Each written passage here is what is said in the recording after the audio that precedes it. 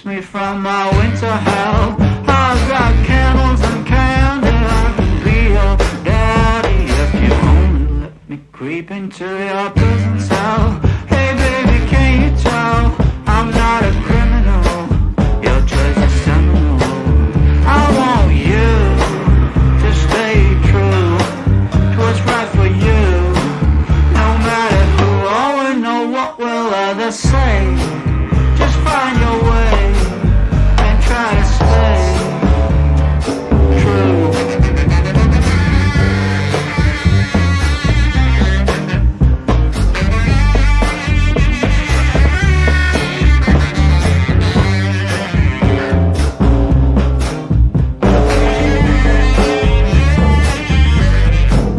Just speak low, stand in your row, try not to show this life's a show. Try not to glow way down below.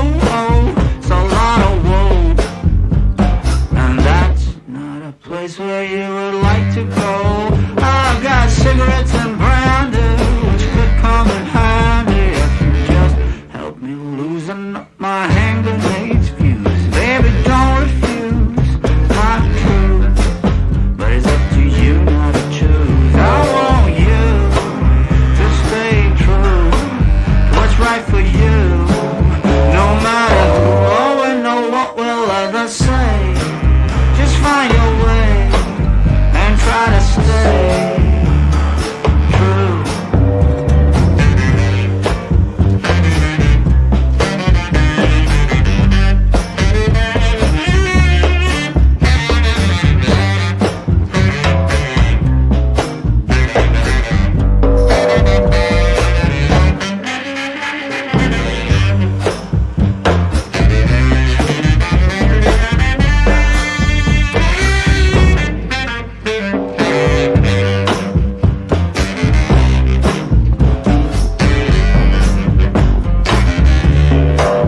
I want you to stay true to what's right for you. No matter who or know what will others say, just find your way and try to stay true, true, true, true, true,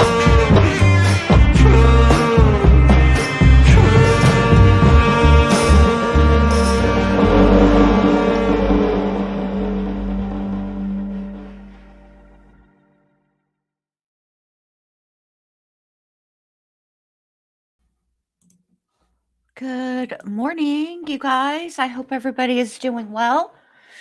They're already on a recess. I'm not sure what's going on. I'll look in just one second. Fraudbusters, you're not blocked on either channel, not the one you're using right now, archives, and not 1-800 Fraudbusters. If you came in here and chatted, um, YouTube has been like glitching, and sometimes as it's happened to me, I've gone into places where I chat like all the time, and I feel like, what, am I blocked? What's happening here? And no, it's a glitch within YouTube. I don't know what's going on, like why sometimes that happens. But what I do is I obviously exit the stream, but I shut the app all the way down. Do you know what I mean? Like how you clear it from running in the background. Um, and then I go back in the chat and under top messages, then you type no, under all messages. Then you type whatever you want to type and then hit top chat. And if you can see your comment in top chat, then it can be seen. It's just a glitch. I would never block you. The only people that are blocked on my channel are like the bots from 50, 1100 years ago. Remember when they used to come in and drop their link for their adults only content? I'm going to leave it there. Yeah. Those are the only people that I have blocked. I don't block people.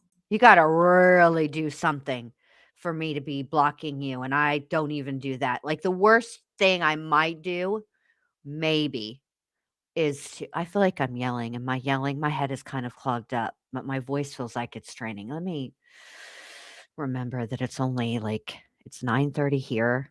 It's, 8:30 in, um,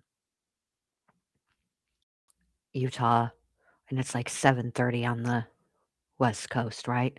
So, let me just chill the fuck out. It's too much. Alright. So, let me make sure we can hear. Yeah, okay. Anyway, yeah, nobody's blocked. Good morning, everybody. I am so, so glad to see you guys. Thank you so much for being here. I am so sorry for the last couple of days where my stream has just been ended. I don't know what that's about. I and I'm mad at myself too. Let me tell you, I did a dumb thing today. So, oh, she already crying. Present, Ms. Richins is present as Hold well. on, what's going on? I have a couple of administrative issues to ask about. All right, I have some administrative issues to talk about too. So I did a dumb thing. Um, let me see. I chatted in live streams and earlier tried to comment under your former live stream. Haha, I'll keep trying. It's not a big deal. I deleted that live stream. That might be why you couldn't do it. And you might have been trying to comment as I deleted, because that might be it. Log into your other account and let me see. Please. Because I don't, it is a big deal. It's an inconvenience. I hate having to switch accounts. It's too much, man. It's too much work. Okay, so what I did was a dumb thing. I thought that maybe the glitch was Restream. It's not. It's YouTube. Restream is or Streamlabs has everything. I'm still connected, blah blah blah. It's a YouTube thing, and I don't know what's going on there. But Neat Noodle, and this is not her fault. I just want to be clear when I say I did this dumb thing. I went and signed up for Restream thinking that it would be better. And unfortunately, it's not better. Here's why it's not better for me.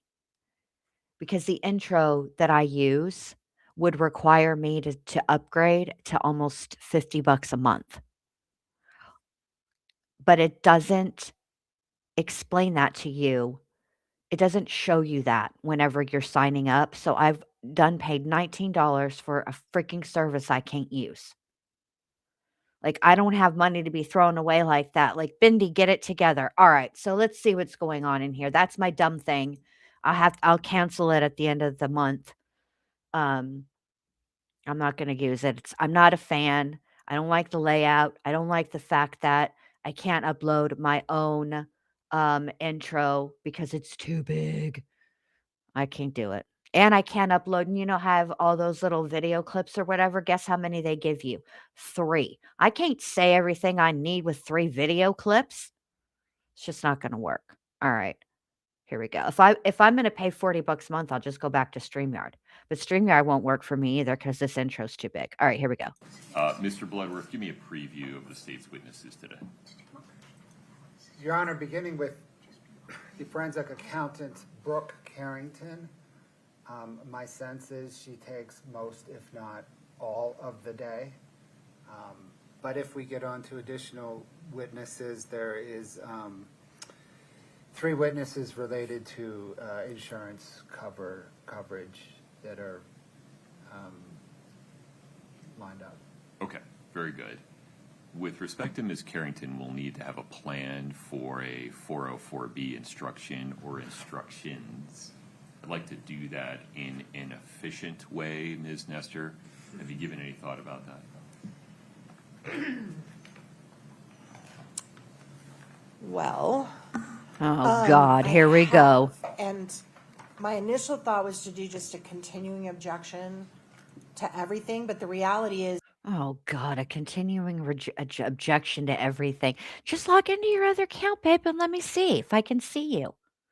I promise you, you're not blocked. Unlike because YouTube makes it super easy to check if you just use Control F, and I put your name in there, you're not blocked. I don't have any besides that, I don't even really need to use Control F because there's only 10 people blocked and they're bots. Alright, here we go. There's definitely things she's going to testify to that we agree are appropriate for this trial. And there's a whole bunch of things she's going to testify to that we don't think belong in this trial. So my thought, what I was planning to do, is when she got into an area that we believe falls under our original motion in limine, and I would just stand up and say, we object to 401, 403, 404B, and just make the record right then, no speaking objection, and then you can just rule, and I've made a contemporaneous objection at the time, and we don't have to stop and have arguments. I mean, Do you have, I feel like we veered into defendant preserving her record for appeal, and that's different than my question, but we can start there and then go back to my question. well, I mean, The my whole, 403 issue, put that aside. Okay. I recognize that it's possible that Ms. Carrington's testimony would get to the point where defendant would want to make a 403 objection based not on unfair prejudice, but on cumulative evidence, wasting time, things like that. And you won't know that till you see it come in. So put that aside. I've already ruled on the unfair prejudice piece. I've already ruled on the 404B issue. I need to give the jury a contemporaneous instruction, though, rather than do it every 15, 20 minutes. I thought it might be better just to do it up front at some point. And it's how to do that in a way that's fair to both sides that I'm asking about. well, my concern about that would be that it would, if there's just a blanket instruction, they're not going to know which parts of her testimony that relates to. Well, in the written jury instructions, I think we're going to have to tell them. We talked about this during the motions in limine hearing, that I think the 404B instruction will need to have some specificity about qualitatively this transaction or that transaction or this part of this transaction or this conduct in that transaction cannot be considered for, but can be considered for. Yes, I'm so glad, Fraudbusters. Yay, yay, yay. Just that the expanse of what she's going to testify to is vast, right? Well, Like maybe. I don't know. She's going to talk about taxes. She's going to talk about business. She's going to talk about assets and liabilities. She's going to talk about. Yeah, but not all of that is 404B information. That's exactly my point, Right. which it makes it complicated. I mean, if you're recommending that we start with just an admonishment that some of her testimony will involve, I just don't know how you do it before we get to the topic. It's so broad. I don't know how you would even word it. I mean, I'll happily sit down and try to work with the court and the state and try to come up with a broad admonishment for the beginning. I just don't know it's going to have much effect because she's going to be all over the place. Well, And there is a lot of what she's going to testify to that we're like, fine. I mean, it goes to motive. I'm Yeah. not going to be unreasonable. I recognize their theory. I disagree with it, but I recognize it. And if they're trying to establish, her financial condition at the time of death, I think that's going to come in. I'm not unrealistic about that. But I think she's going to go pretty far beyond that, right? So at that point, I feel like I'm going to want a contemporaneous objection, and I may want the court, because as you ruled, I think wisely in the motion in limine hearing, a lot of this you can't tell till you hear it as it comes in, because it may have a foundation and it may not. And if it doesn't, I may want to be heard at that time and say, look, we shouldn't even go into any of this because they haven't established how it's linked to motive. They haven't established how it's linked to relevance to this case because of the temporal distance, because it's so far removed from any argument of motive. And at that point, we may need to have a quick break and just talk about it. But I'm going to try to, not be unrealistic about what I expect you will allow in, but I also want the ability to object when I think she's gone way past what we're doing. okay. Can we have an agreement that there will be no speaking objection. Yes, I wasn't planning on doing that anyway. Okay. Yeah. That may be the best we can do for now, Mr. Bloodworth. Any other suggestions? And I mean, Nope, nope, nope. I object right now. Can we agree that Miss Nestor no longer speaks at all? Can we have that? All in favor? Oh, because she's always trying to. Okay, she wants Clara. This is what irritates me about her. Okay. I'm already yelling again. Jen, get it together. I'm sorry, you guys. Good thing I can't figure out how to dual stream to vertical because I'd be screaming at a whole new audience instead of just you guys. I appreciate you hanging in there with me. All right. What irritates me about her is that she wants clarity while simultaneously asking such a broad question. How do you clarify something that's broad and not clear? You asked a broad and unclear question, and now you want him to get out of here, lady. Already over her. say 4143444B, but I won't elaborate. That's fine. I've got to at least put some ground on the record. Yeah, and just don't say the same 3 rules every time unless you mean it. Okay. Mr. Bloodworth, anything further on this? The hope was to try and not unnecessarily slow down the presentation of evidence, but it just may not be possible to do what I am suggesting.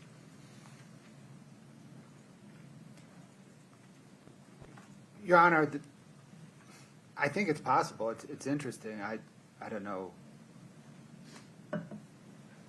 I think the defense, by objecting all along, may draw attention to the amount of 404B evidence. Well, they're allowed to make that choice, though. So it seems to me if that's their choice, let's roll with it. All right, we'll take it. We'll do it in real time. If we need to take a break and have a more fulsome conversation, we can do that. Okay. Okay.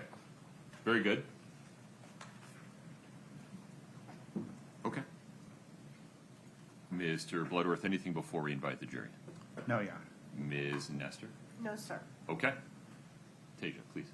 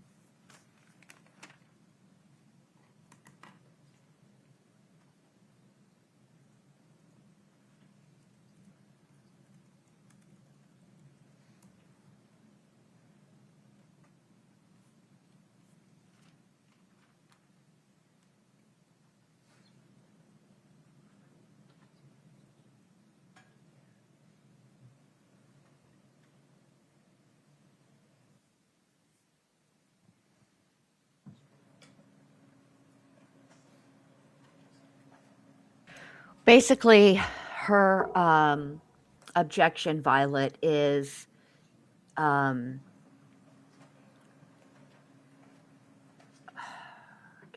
do I explain? I'm trying to think. My brain is buffering. It's basically character evidence. She's objecting that the prejudicial nature of the testimony outweighs the probative value, and that it paints her as the type of person rather than the person that did this. Okay, have a seat.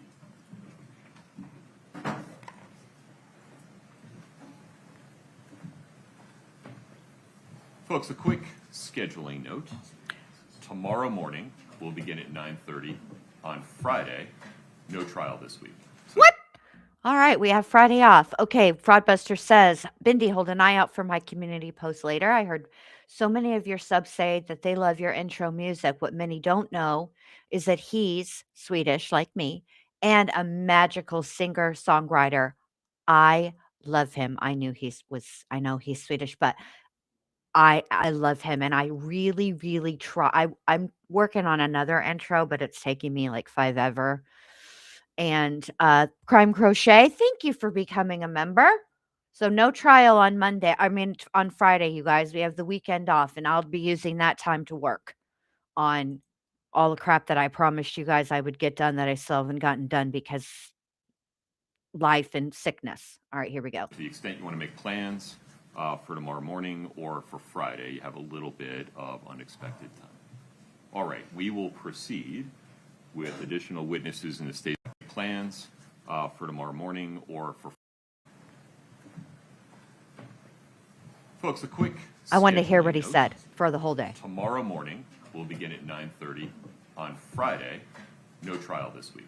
So to the extent you want to make plans. Okay, so they'll be for late tomorrow. morning Okay. Or for Friday, you have a little bit of unexpected Perfect. time. All right, we will proceed with additional witnesses in the state's case in chief. Mr. Bloodworth. Thank you, Your Honor. The state calls Brooke Carrington.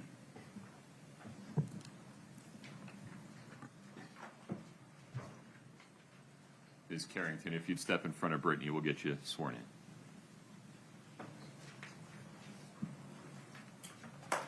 Do you solemnly swear the testimony you're about to give in the matter before the court to be the truth, the whole truth, and nothing but the truth, subject to the pains and penalties of perjury? Yes.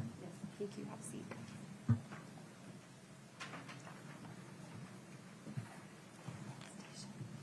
Good morning, Judge.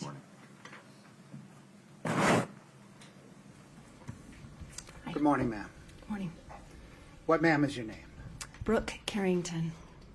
Is that spelled Karrington? Yes. What do you do for a living? I am a forensic accountant. What is a forensic accountant? Well, it is based on accounting, but it takes it some extra steps further than that.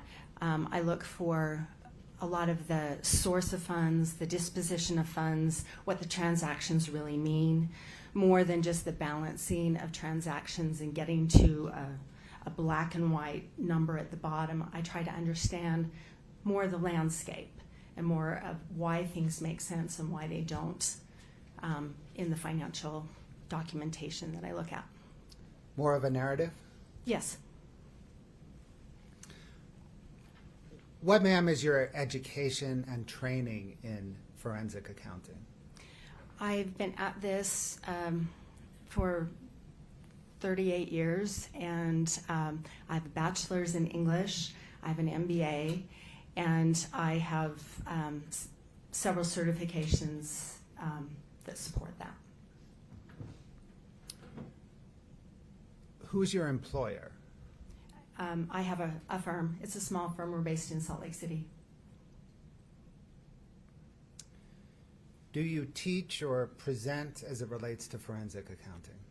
Yes, I've presented many times over the years to Masters of Accounting students, mostly quite often at the business school at the University of Utah, and I am the adjunct professor of the Fraud Examination and Forensic Accounting course at the University of Utah's Business School. Did you also have a hand in developing the curriculum for that course? I did. I created it from scratch. I got no help. Hey, You're Karen, too- welcome in. We're glad to have you. Thanks for being here. Ma'am, have you testified as an expert before? Yes, I have. Have you testified in I don't know state what you're cases? watching either, Jen. I'm State sorry. cases, yes. Federal cases? Federal cases, yes. Have you testified Maybe, hold on, let me behalf look. of both plaintiffs and plaintiffs and defendants, That's correct, yes. and both the state and the defense? Yes. About how many times? Hundreds. I don't know how many. When did you begin testifying? I think the first time I testified for real was probably in 1991 or two, something like that. And consistently since then? Yeah, fairly consistently, yes. Did the state engage you to forensically examine Kouri Richins' finances and related business practices leading up to and shortly after Eric Richins' death? Yes. And to value Eric Richins' estate at the time of his death? Yes, that's right. Did the state put any restrictions whatsoever on the scope of your forensic examination? None. Did the state restrict the time frame? No. Did the state restrict the types of transactions? No. The types of loans involved? No. Any restrictions at all? No. Did the state engage you on May the 31st, 2023? Yes. Is Summit County paying you for your time? Yes, they are. Are they paying you at your customary rate? Yes, that's right. Prior to the state engaging you, did you perform forensic accounting work for the estate of Eric Richins? Yes, I did. What accounting work did you perform for the estate of Eric Richins?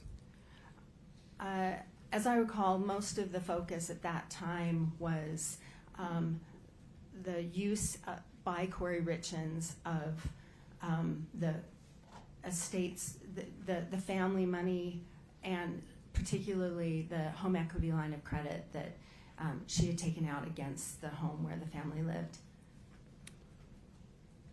Did there come a time when you stopped working for the estate of Eric Richins? Yes. When was that? Well, I began working for them when Kouri Richins had filed a lawsuit against Katie Benson as the trustee of Eric's estate. And so that was the very end of April into May of 2022. And then I worked throughout that summer. And then at some point, the estate got new attorneys. And I had a Zoom call, maybe two, with them to kind of get them up to speed. And then after that, I didn't have a role in the case. I recall maybe they asked me for some follow-up to clarify some of the work that I'd already done. So it's really hard for me to determine exactly when I stopped working, but by the fall of 2022, I was done. I did have some additional kind of follow-up stuff. It's kind of a cloudy answer, but that's my best guess. Did the estate of Eric Richins pay you approximately $14,000 for your services? Yes. After they paid you, did you have any further interaction with the estate of Eric Richins? No. Ma'am, what documents did you study to conduct your forensic analysis related to this case?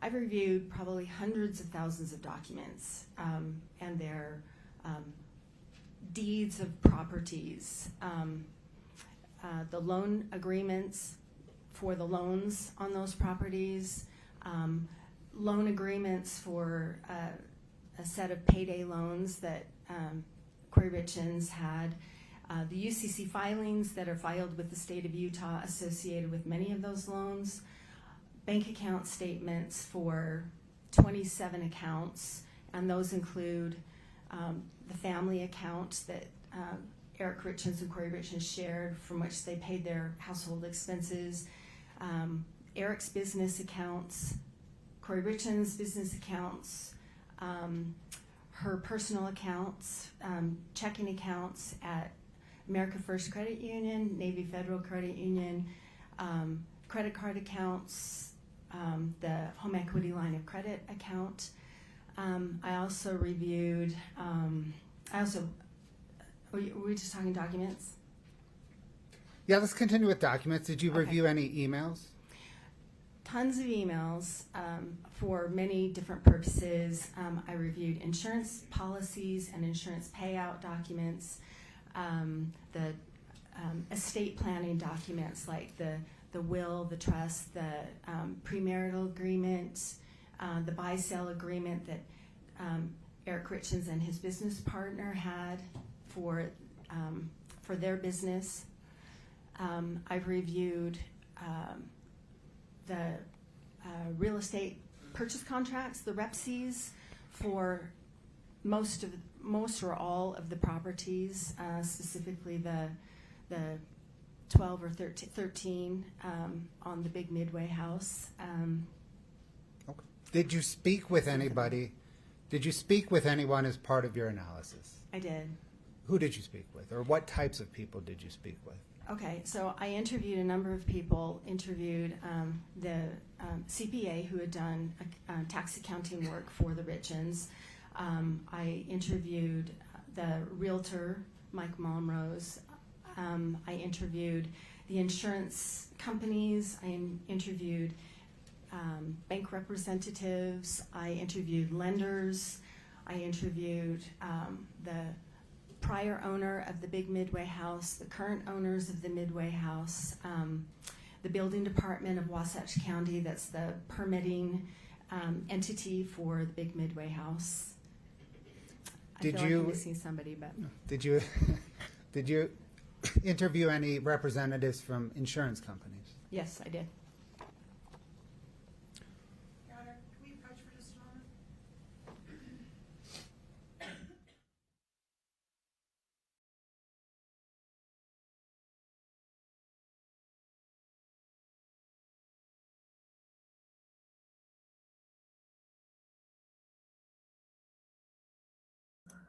Okay. So I'm a little confused. To me, it sounded like she was working for the estate in 2021, but she also said it was because of Kouri's lawsuit against the estate, but that didn't happen until 2022. Is that what y'all got? Because I'm a little confused. And good morning, everyone. Welcome in. I don't know if you heard me welcome you, Karen, but glad to have What, you. ma'am, is your methodology or process for forensically examining someone's finances? My process usually begins with the bank account statements because that tells a lot about a business or a person, and helps me understand the landscape of things and helps create a narrative, because those are the things where it tells me the source of funds, how much it is, how often it comes in, how it's used. And you think about someone who has young kids at home, their expenses are going to look very different than people who are later on in their life. And so it describes a lot. And then also what's left over at the end of the month, and what things look like over time. And that helps me understand then. I get to know an account specifically, and I get to know what's typical in that account, and then therefore it helps me understand what is atypical, so what's not typical. And it also helps me understand the different points along a chronology about what happened when, and that is also very informative. Does that inform the narrative that you referenced? Yes, it does. Let's please now step through how you apply your methodology in this case, okay? Okay. Did you apply your methodology in this case by first analyzing Kouri Richins' bank accounts? That was my beginning point, yes. What bank accounts did she have? She had her business account for K. Richins Realty, and that's at America First Credit Union. And we refer to the the bank account number by the last four digits, just for brevity, 6577. And then she had a personal checking account at America First Credit Union that's technically a joint checking account. It was opened about the time that Eric and Kouri Richins got married. Over time, I can't see any indication that Eric ever even used that account. So that's what I refer to as Kouri's personal account, 5244. Her Navy Federal Credit Union account, there's just, there's a line of credit there and a checking account. The checking account especially is one that becomes important. The family account at America First Credit Union, that's where the household expenses were paid. It's a joint account. 2204 is that one. And then I know you asked me about Kouri's accounts, but I also looked at Eric's business accounts, 7664, and then he also had a personal account.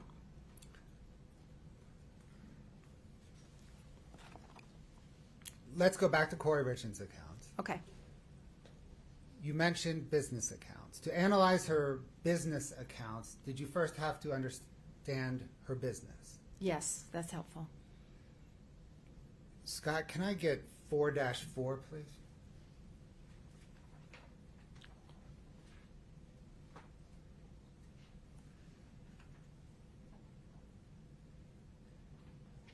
Can you see 4-4? I'm sorry, I'm locked out here. Yes, I can. It requires a password, Your Honor. No problem.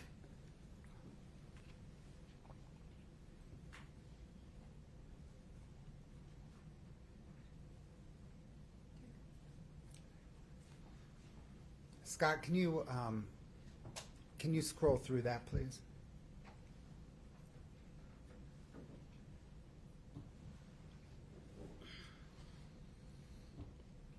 Ma'am, do you recognize this document?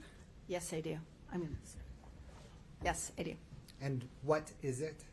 This is the business registration that K. Richins Realty filed with the state of Utah. And this was returned in response to a subpoena that the prosecution sent to the state. Your Honor, the state moves 4-4 into evidence. No objection. States 4-4 is admitted. Your Honor, can the court publish it, please? There you go. Okay, ma'am. What, beginning with the header, does this document tell us? It tells us the registration number, which is a number the state gives it. The business name is K. Richins Realty, LLC. It's a limited liability company. It was registered April 26th of 2019. Page 2, Scott.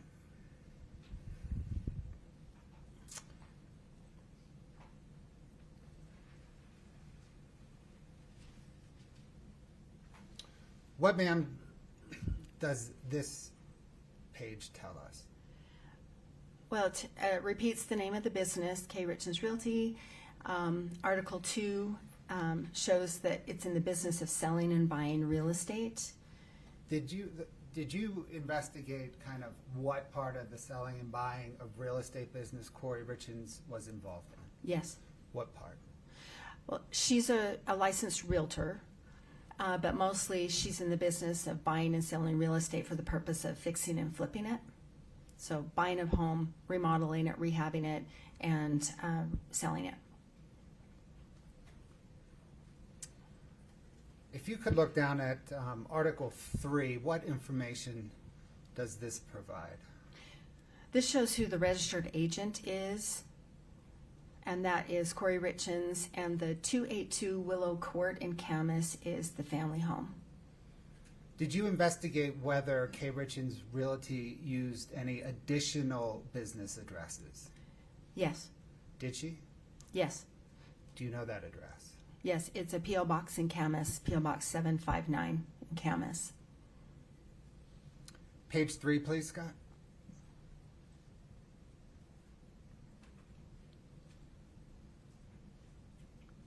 What does Article 4 tell us? Article 4 is the section where the members of that company are listed, and this lists Eric Richins at the family home.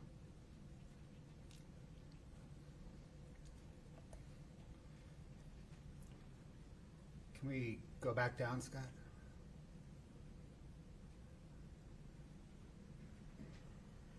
Next page, please.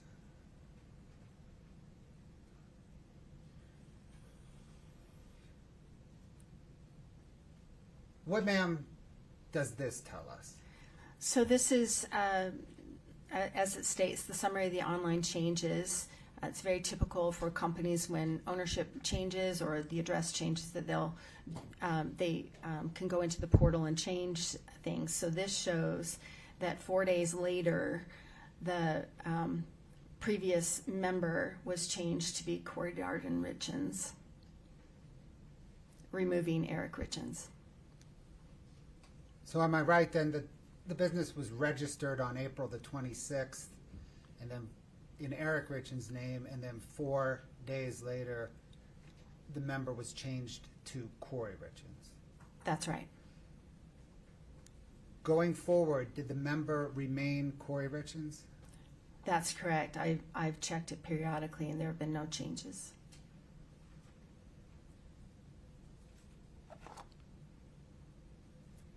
Thanks, Scott. Ma'am, what in terms of financing and accounting is an alter ego? An alter ego is where there are a couple of businesses or a business and a person that are so related that they're indistinguishable. And that can be the commingling of funds, or one relies so heavily on the other for capitalization. There's such a sameness that there's no distinguishing one from the other. Did you analyze the relationship between Kouri Richins and K. Richins Realty to determine whether there are any indicators that they are alter egos of each other? I did. Are there any indicators? There are many, yes. And what are they? The use of funds, the transfer of funds between the business and the person assist each other. There is a sameness, the same addresses are used, the same accounts are used. The business account is primarily for business, but there are many personal expenses that do appear there. And so, and the capitalization for the business squarely comes from the acts of Kouri Richins. When analyzing Kouri Richins' business and personal accounts, what first struck you? Well, I usually take a first pass and just to try and absorb things. And when I got to October of 2021, there are many transactions that didn't clear the bank.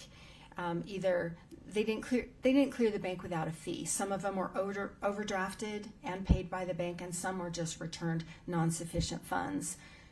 Most of us know that as NSF. And the account was perpetually in the hole. Even though there was money coming in, it was going out at a very exhaustive pace. And then Let me stop you there. We'll unpack this bit by bit. Okay. Scott, can I get 5-106 Delta, please? Ma'am, do you recognize this document? Can't see it. My apologies. Yes, I do. Did you prepare this document? I did. What material did you use to prepare it? This is drawn directly from the K. Richins Realty account 6577 at America First Credit Union.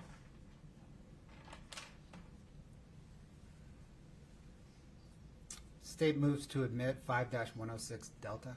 No objection. States 5-106 Delta is admitted. Can the court publish it, please? Done. Okay, let's zoom in on this. What generally does this exhibit depict? So this is just the overdraft and non-sufficient funds transactions for each of these months, just in that one account.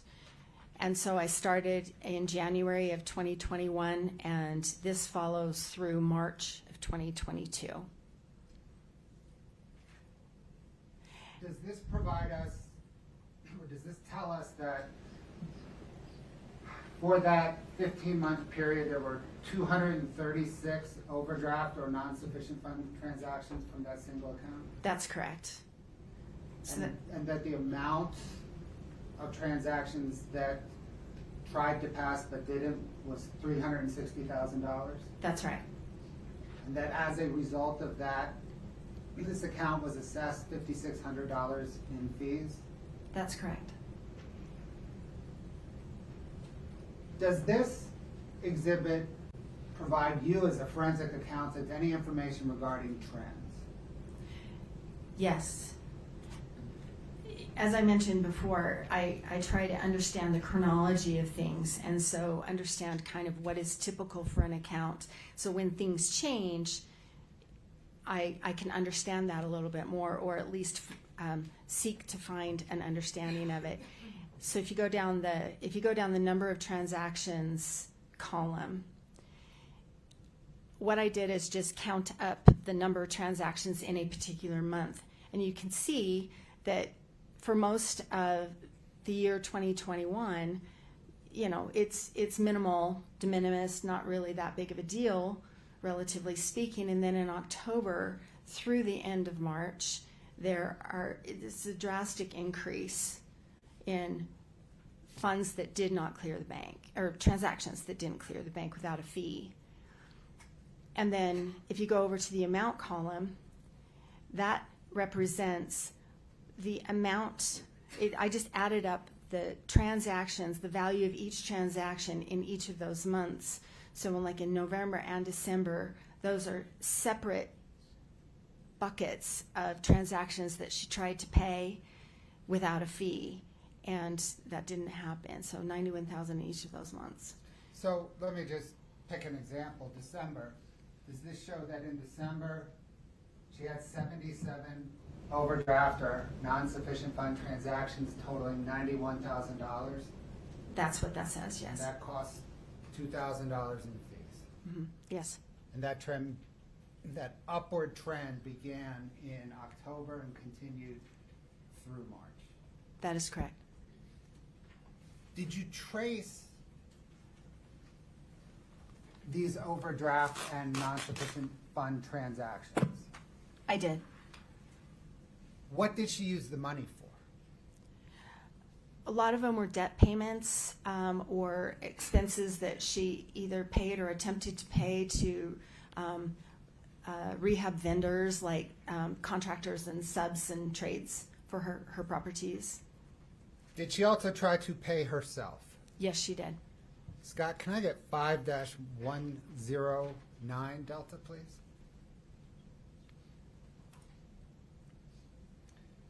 Ma'am, do you recognize this document? Yes, I do. Did you prepare it? I did. What material did you use to prepare it? This also drew from that same account at America First, the Kouri Richins Realty account 6577, and the personal account 5244 in some instances, and then also that Navy Federal Credit Union checking account for Kouri Richins. The state moves to admit 5-109 Delta. No objection. 5-109D is admitted. Okay, can we go in, Scott, please, zoom on that, that kind of left-hand block. Perfect. What, ma'am, does this depict? They are pairs, and so on the left hand, these are the checks that Kouri Richins wrote from her Navy Federal Credit Union account to herself and deposited them into the America First Credit Union accounts, and they were returned unpaid. They bounced. So does this show that Kouri Richins wrote approximately $60,000 in checks to herself beginning in August of 2021 through May of 2022 that bounced? That's correct. And she wrote them from a checking account that had a balance of either that had a balance that ranged between negative $51 and $29. That's right. So taking the December 23rd, 2021 line as an example, does this show that on December the 23rd, Kouri Richins wrote a check from her Navy Federal account for $10,000, deposited that in her America First Credit Union account at a time that she was $51 in the hole on her Navy account? That's correct. She wrote two of those checks. The one for $10,000 and then the next one for $4,000. Got it. And there was another $10,000 the next day, right? That's right. Thanks, Scott.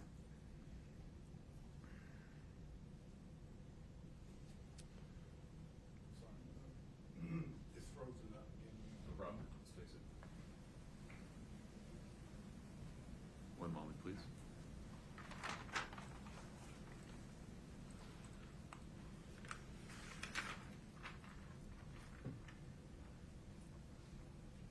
Scott, if you'd unplug and plug back in.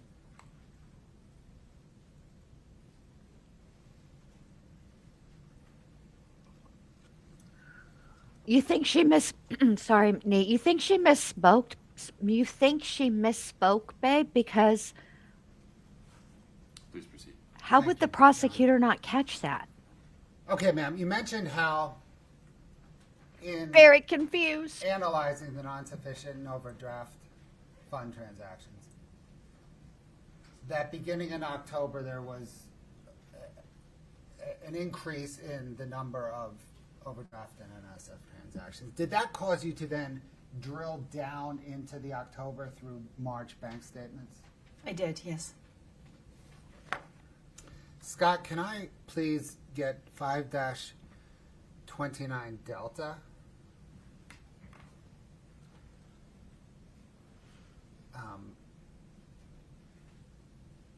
Echo.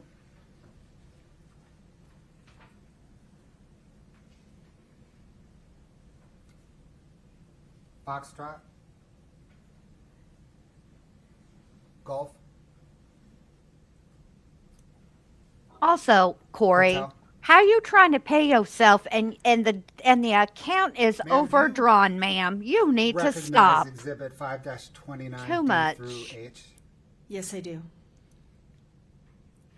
Generally, what are they? They are the America First Credit Union bank account statements for the K. Richins Realty account 6577 from October 21 to February 22 that America First Credit Union responded pursuant to a subpoena from the prosecution. Your Honor, the state moves exhibits 529 D through H into evidence. No objection. I mean, 29D through H. Fraudbuster says I heard Scott, someone. can we Hold on, sir. bring Let up, me please, let me not be rude. 529. Excuse me, sir. Excuse me. Let me not speak over you. Fraudbuster said I heard someone say that Kouri seriously looks like she's wearing a super tight swim cap on her head every day in court. Sorry, I'm such a child, but I will never again see her without the swim cap. Okay. Can't see it from this angle, but yes, it does look like she has definite swim cap hair. And also the part, it's the part for me, like it's all, I mean, you can see her whole scalp. Like it's a very, very straight part. I need to know what she's using to get that straight of a part. I know what you can use on the outside, but she's on the inside. So what's going on there? B to publish. I just can't believe she's paying herself and bouncing checks Ma'am, left and for right. those of us whose spouses handle the banking, what are we looking at? This is a bank account statement. What I'd like to do is, well, did you analyze this bank account statements and the others to, or did you analyze them? Yes, I did. If agreeable, can you maybe grab, there's a hand mic up there.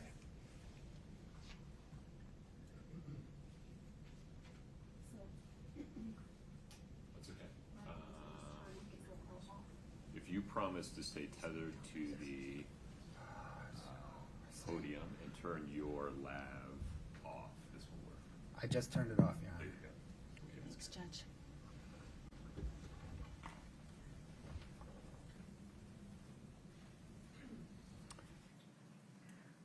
Also, Ms. Carrington, what, this is a little petty, but I noticed that when things don't go like exactly according to plan, Mr. Bloodworth does that thing where he puts his hand up to his brow, like you can see the stress. Bless his heart. I'd like you to do, please, is walk the jury through how you analyze this bank statement. Oh, we have a pointer.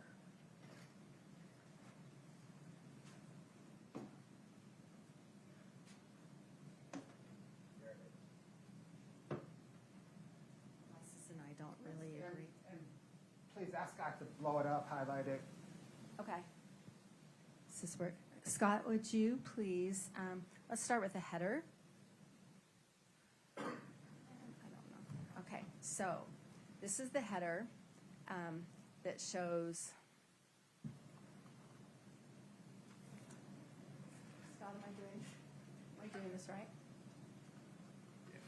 Okay, this is the header. So this will show the owner of the account. This is Kouri Richins Realty LLC. This is Hold on a document minute. about I got a 75 comment. cameras This is that we annoying. talked about. Thank you, Miss Camera Operator person. We know what the witness looks like.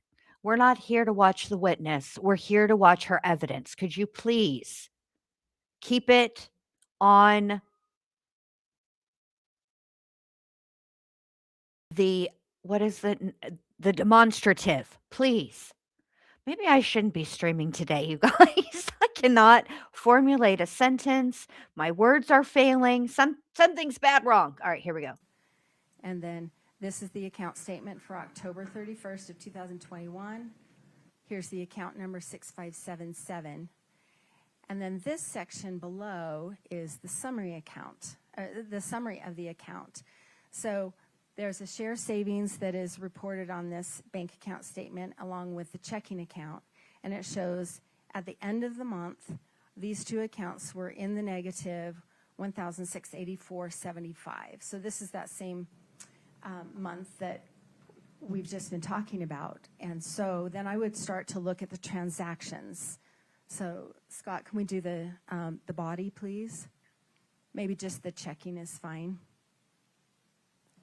Okay, so what happens here is we have the posted date. The effective date is like the date of that the transaction came through, and then the posted date is when it is posted to the account. So you can see in the body here under the description, some of them are very descriptive. You can tell who the payee is. That's the entity who receives the money on this transaction. Some do not. They say bank-to-bank transfer, and we'll go back to that in a little bit. And then you go over here to the transaction amount. I'm just going to skip it. Excuse me. You go here to the transaction amount, and these are negatives, meaning they're paid out of the account. And if they do not have a negative here, that's a deposit into the account. And then on the far right is the running total balance of the account. Sorry. I have it. Did you? Oh, thank you. Okay, Scott, can we go to the next page, please?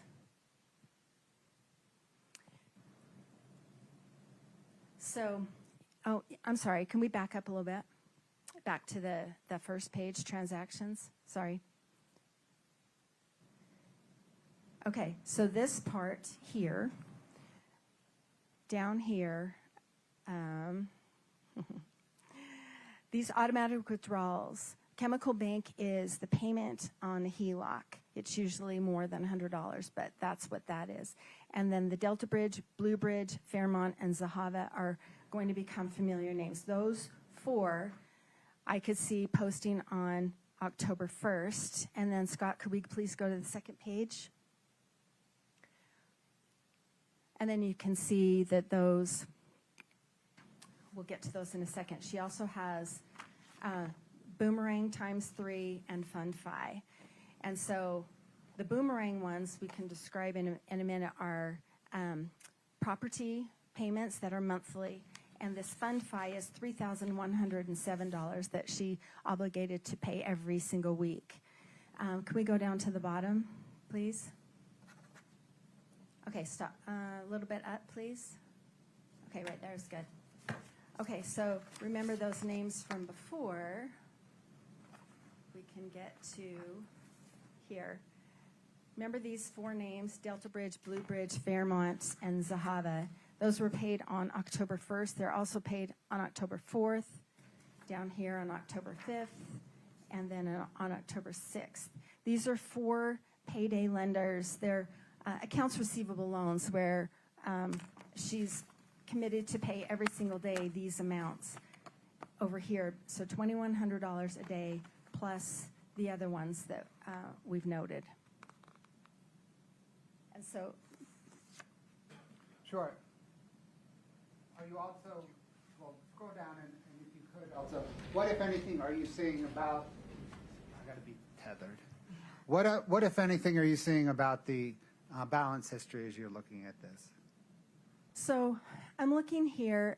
Let's see if I can get this to go over to the running total. Hey, over here Delana, on good the to see you, side. babe. I'm good. I'm just a little sick and I don't You know. can see at the top of where we're looking here, she gets down to about I fixed the background and the $2,600 logo. in Let the me know what account, y'all and then think. Here comes $16,800 into the account, bumps it back up, and then there's those daily payments that she has to pay, and then she gets another bump of $18,900, and then down here at the bottom you see this $39,000 coming in. That's a deposit from Merchant Capital. So those are representing incoming funds to the account, and so that caused me to look at where those are coming from, especially these that say just the bank-to-bank transfer up here. I'm sorry, this is not working. This bank-to-bank transfer here, this bank-to-bank transfer here. So where did those come from? And so that caused me then to look at the UCC filings.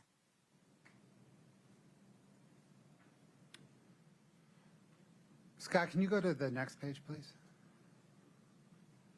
Does that trend of automatic withdrawals to service debt just continue throughout the month of October? Thanks, Yes, it babe. did. I appreciate that. You I can do. see, Thank you. Again, the same devices, and I don't agree. I'm so sorry.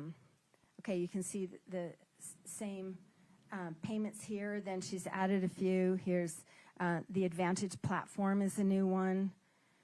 And then you go down here, Fund Fi Merchant is a new one.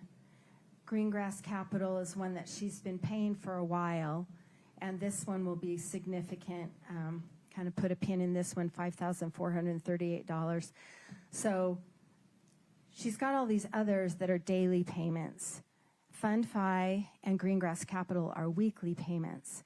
And so what I started to do was calculate how much were these debt payments and who were these lenders, what are these loans?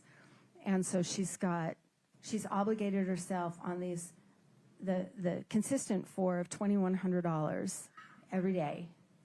So that's about $10,000 a week. Wait, And then wait, she adds wait. the Fund Fi for Hold on a $3,900. minute. Hold on a minute. Back the milk truck up. I know she's going to get to it and she's going to explain, but who are you paying $2,100 to every day. What are you doing, Kouri? What is happening? By the way, if I were tied to you financially, and I don't give a rat's fat kneecap how good my money flow was, if you're paying somebody $2,100 a day, you finna be off all of my financial stuff. You're not fixing to have access to anything. $4 and It's the a green lot. gas for $5,438. And that's every single week she has to come up with that money to just to stay current and avoid default, because the default clauses on all of these, they're already starting at high interest rates. But that if they go into default, the interest rate almost doubles. And then, ma'am, what else as we go through? We can just go down maybe, Scott, to the end of the statement. Just scroll through so we can look at the balance history. What is the balance history, if anything, telling you? Well, the balance history fluctuates greatly, right? And it hovers into the low figures, and then it goes into the negative. And then this is what I'm talking about, where you see here, like on, starting on about October 13th, these start to be overdrawn, and they were paid initially. And then you look over here at the account balance, it starts to go into the negative. And so then that, if you, let's go to the next page. Just maybe start at the top. And so then you can see here that these were, the top ones were returned. They incurred a fee. She's got a little bit of money coming in, but not much. And then can we scroll down, please? Then this just really caught my eye, that something obviously was going on at this time. Here she's trying to pay for business expenses, for debt payments, a couple of personal expenses, and these are all being returned. And she's $6,000 in the hole at the end of this page. Could we go to the next page, please?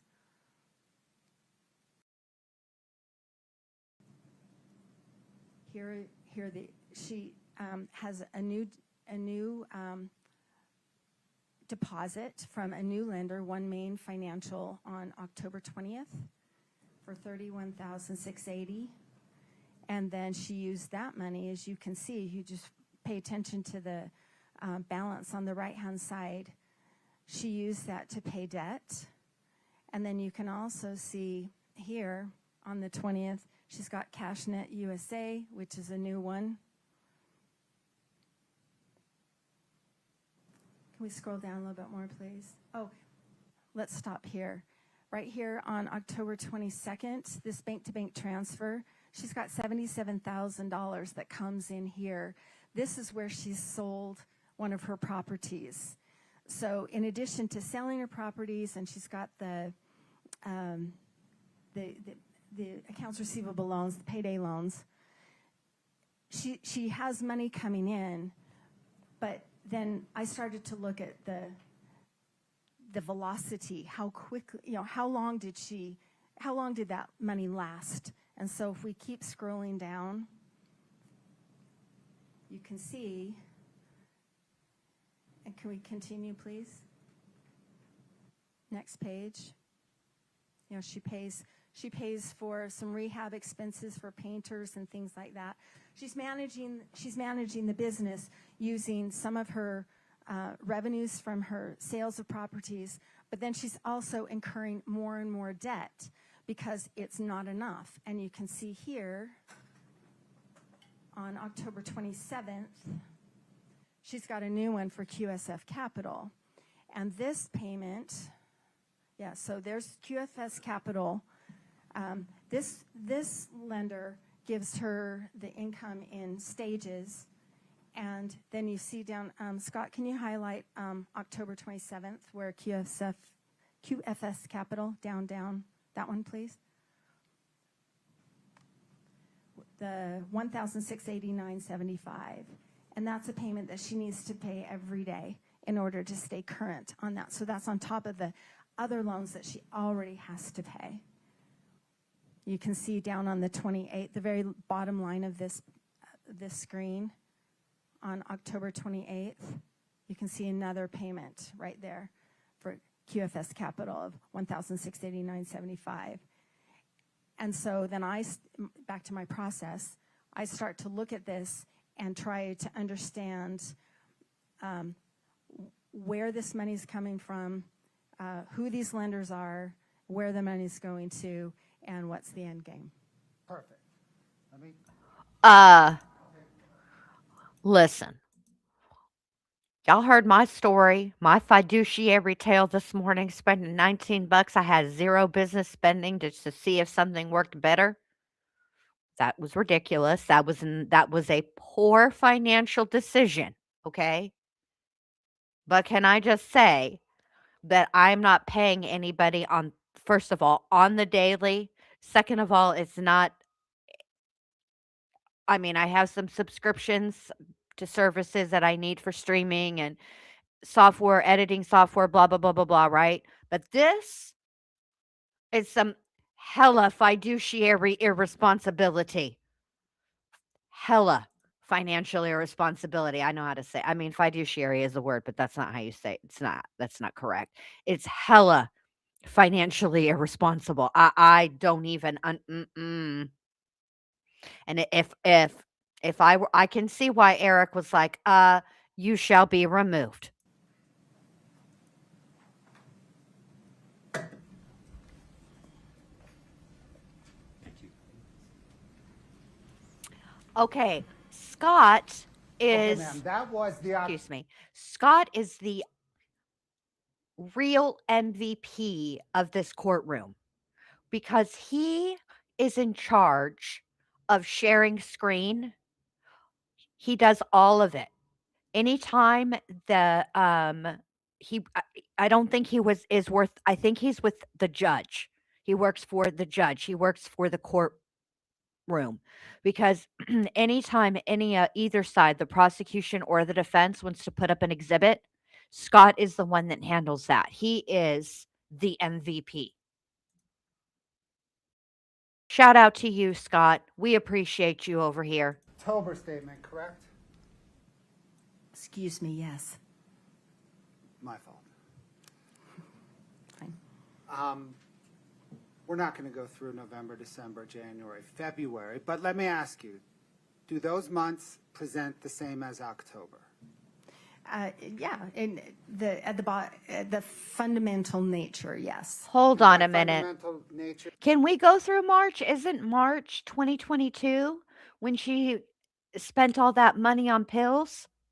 Can we see those transactions? What else was going on there? Or do you show that, or do you mean Hey, that Tess, good to see you, babe. she had similar debt service throughout that time period? Similar, yes. I mean, there are changes, of course, but yes, the same fluctuations in the bank account, the same adding new lenders consistently, and using a lot of the new money to pay for debt. Do those other statements present the same low balance history? Yes. Does she deplete, whenever she receives funds into the account, does she deplete them with similar velocity? Object to leading. Overruled. Yes. So you just said that analyzing this statement caused you to caused you to next analyze her debt. Is that right? That's right. Let's turn there, please.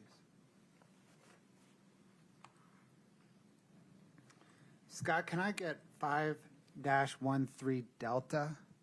And I think there are 4 pages. If you could scroll through them, please. 5-113.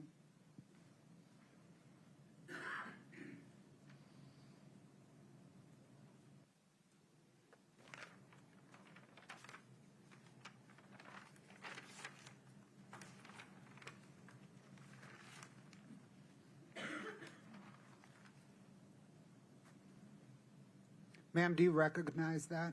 I do. Did you prepare it? I did. What material did you review to prepare it?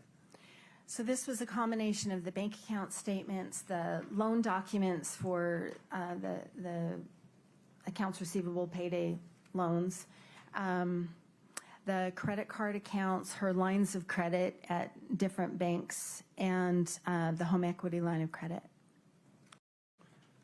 Your Honor, the state moves to admit 5-113 Delta.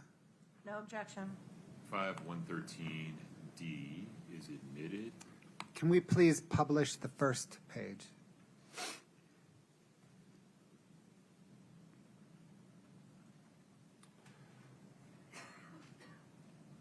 Ma'am, what does this depict? So in that same time period as before, starting in January of 2021 through March of 2022, the total debt she owed on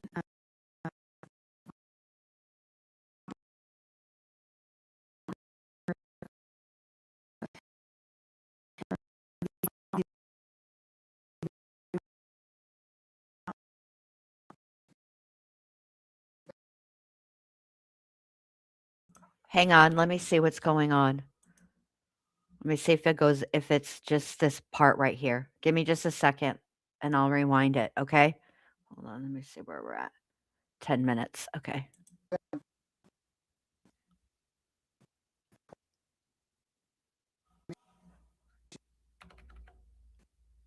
Oh, come on.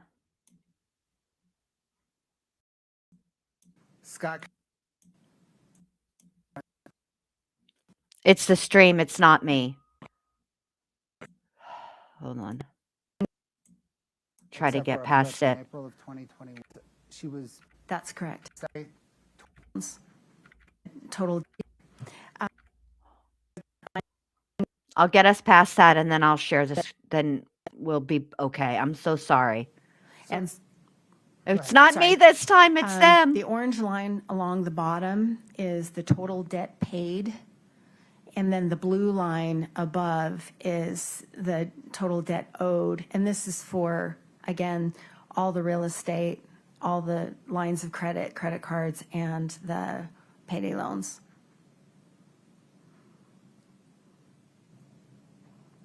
does this exhibit show that between January 21 and March of 22, her debt was generally increasing except for a dip between, call it August and February?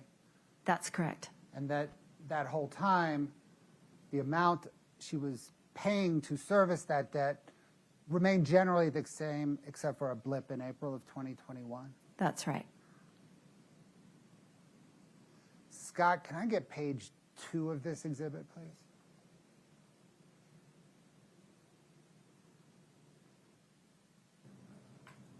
And we can take down page 3. Ma'am, what does this depict? This is that same concept. I just wondered if we might want to discuss this without the real estate. So this is just the loans, the lines of credit, the credit cards, payday loans. So I've just taken out the loans on the properties. So does this, for example, show that in March of 22, she owed $800,000 in non-real estate debt? That's what this shows, yes. And she was also that month paid about $80,000 to service the debt, That's right. which is about the same $80,000 she was paying to service everything. It is the same. And for most of her real estate loans were balloons. So her notes were balloons, like a 6 months. She'd borrow here and they did not require monthly most of them did not require monthly payments. And so that's why you'd see the same numbers there. Scott, can we split that with page 4, please?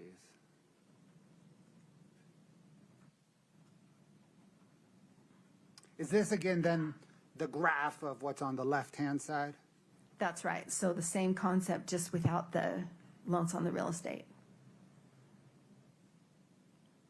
The total debt owed seems to flatline about October 2021. Yes, it pretty much does, yeah. Why? There are a lot of reasons why. I don't know all of them. It looks to me like she's just exhausted her funding sources, and there are very few new funding sources that kind of come in after that first period. You know, we talked a lot about some of the new ones. Kind of after that, there weren't a lot of new ones. Good morning, So Justified. that's Good to the see you, babe. explanation I believe is correct.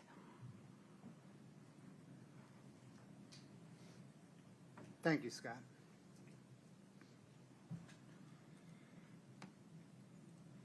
Does understanding Kouri Richins' debt narrative begin with any particular loan? Yes. What loan? When she started her business, the home equity line of credit that was taken out in March of 2019. What is a home equity line of credit? So it is a loan, but the funds are held and they're available for a borrower to draw from as needed. So it could sit there just as an open line of credit and not be used. And it's based on whatever equity that someone has in their home. And was the home involved the home that she and Eric Richins and their children lived in? Yes, it did. Scott, can I get 6-1, please?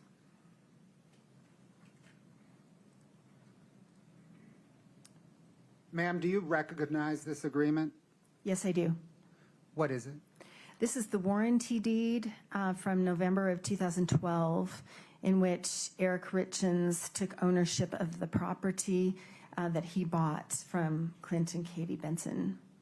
This is the Willow Court home. Your Honor, the state moves 6-1 into evidence. No objection. State 6-1 is admitted. Scott, if you could zoom in on kind of the top half.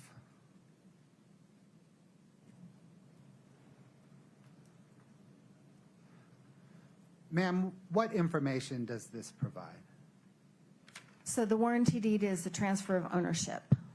And so shows that Clint and Katie Benson previously owned the property, and Eric Richins is the new owner of the property. Lot D11 Wild Willow subdivision is the part of the legal description. And then finally, there's the date of November 9th, 2012. Was this the warranty deed in place on the home at the time the HELOC was taken out? Yes. Thank you, Scott. Can you please bring up 5-4?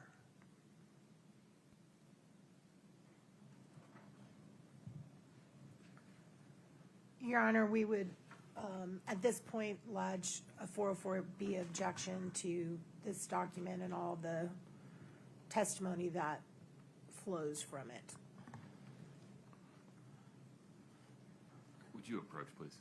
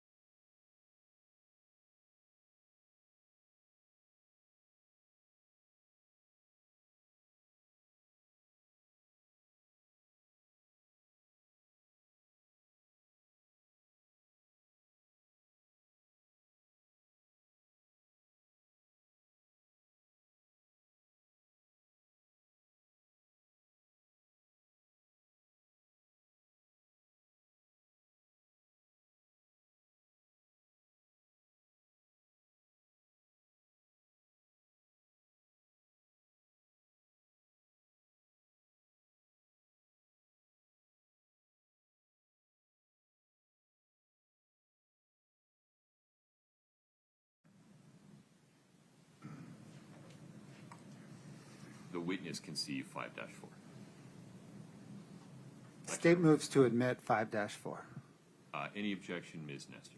Just same objection, but I understand what was said at the bench. Okay. States 5-4 is admitted. I'll publish it now. Scott, if you could zoom in, please, on that top third. Yep. Ma'am, what is this? This is the HELOC, the home equity line of credit. This is the agreement that kind of outlines the terms of the loan.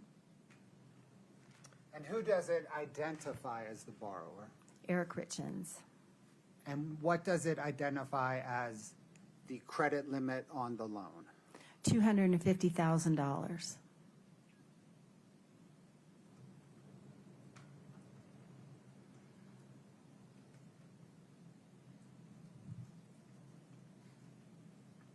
Scott, if you can scroll down, please, to the first signature. Actually, it may be the only signature. Can you zoom in on the signature, please?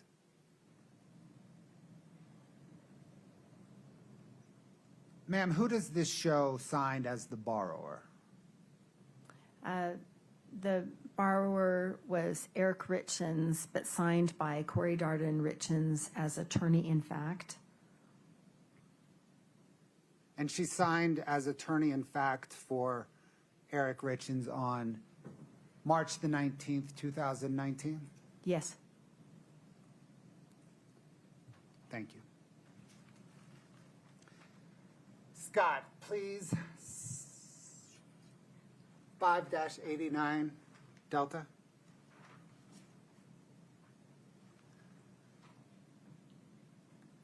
Ma'am, do you recognize this document? I do. Did you prepare it? I did. What material did you use to prepare it? I used the HELOC statements from TCF Bank / Huntington Bank.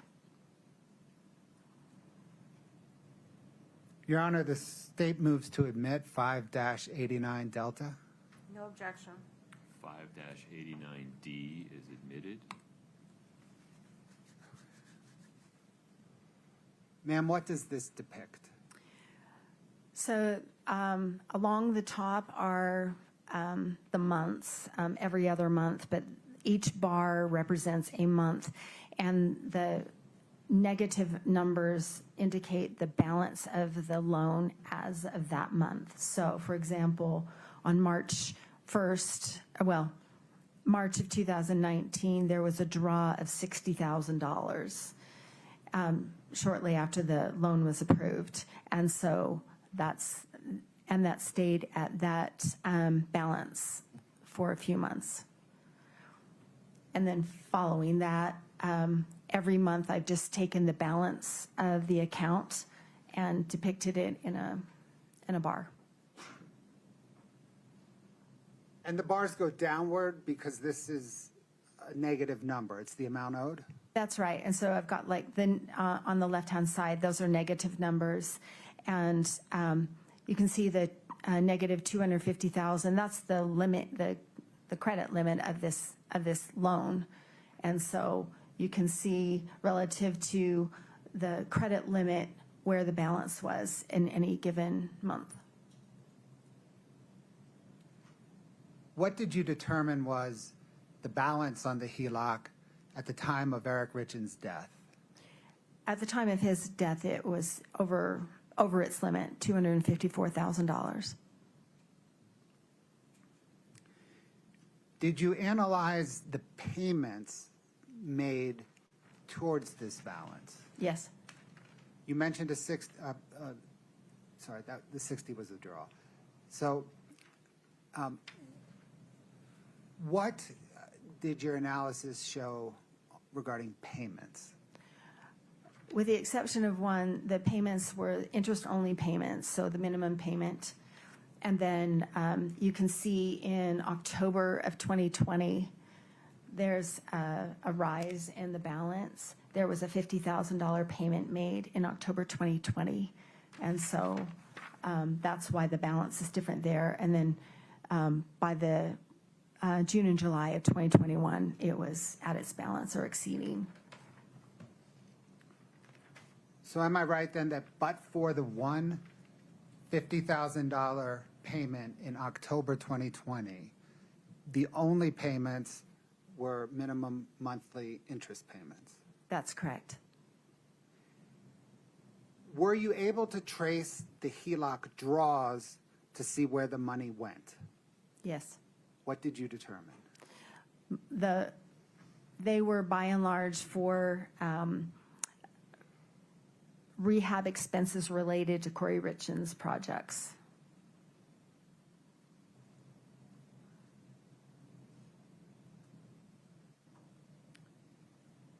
Let me back up half a step. When you analyze the payment history, what were the source of the payment? What was the source of the payments? The source of the payments that made those interest-only payments and the $50,000, those were from the K. Richins Realty accounts and sometimes from the Kouri's personal checking 5244 from America First. So am I right then that the money was drawn from the HELOC to support Kouri Richins' business, and the payments were made from Kouri Richins to the HELOC? That's correct. Any transaction history involving Eric Richins? Not that I could see. I've looked at every transaction available. I couldn't see any.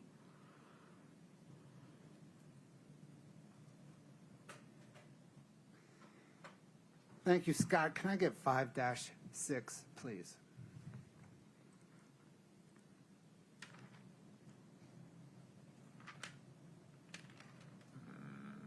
Sorry, Scott. Let me work on that. Scott, if you would briefly disconnect and reconnect so I can see your connection again. Thank you, sir.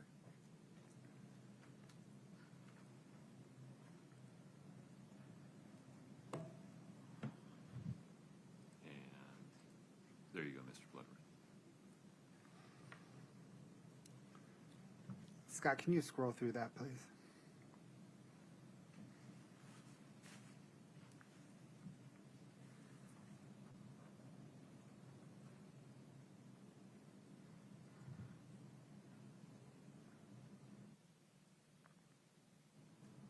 Would you scroll through this one more time for me, Scott? Hey, can you stop there for just a minute?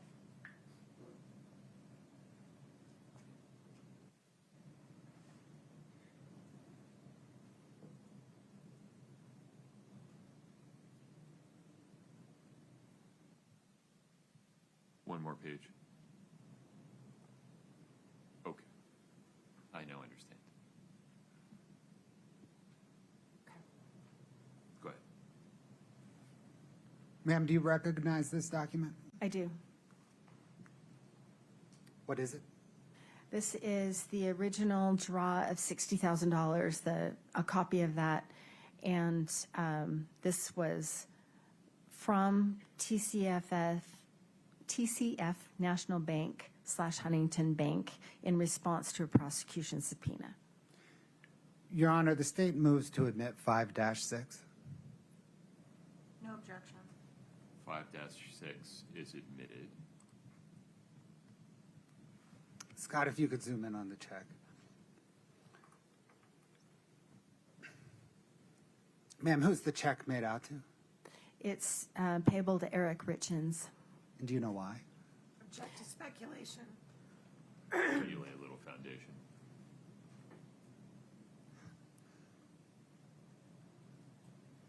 Ms. Carrington, who was the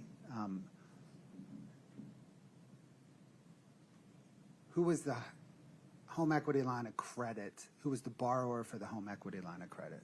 Eric Richins. Is it typical for the borrower to be the named payee on draws of an account? Yes. Did you trace where this $60,000 went? Yes. Thank you. Scott, can I get 5-7?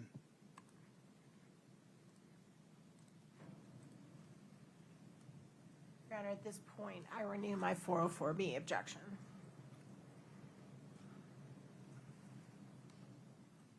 Would you folks approach for a second?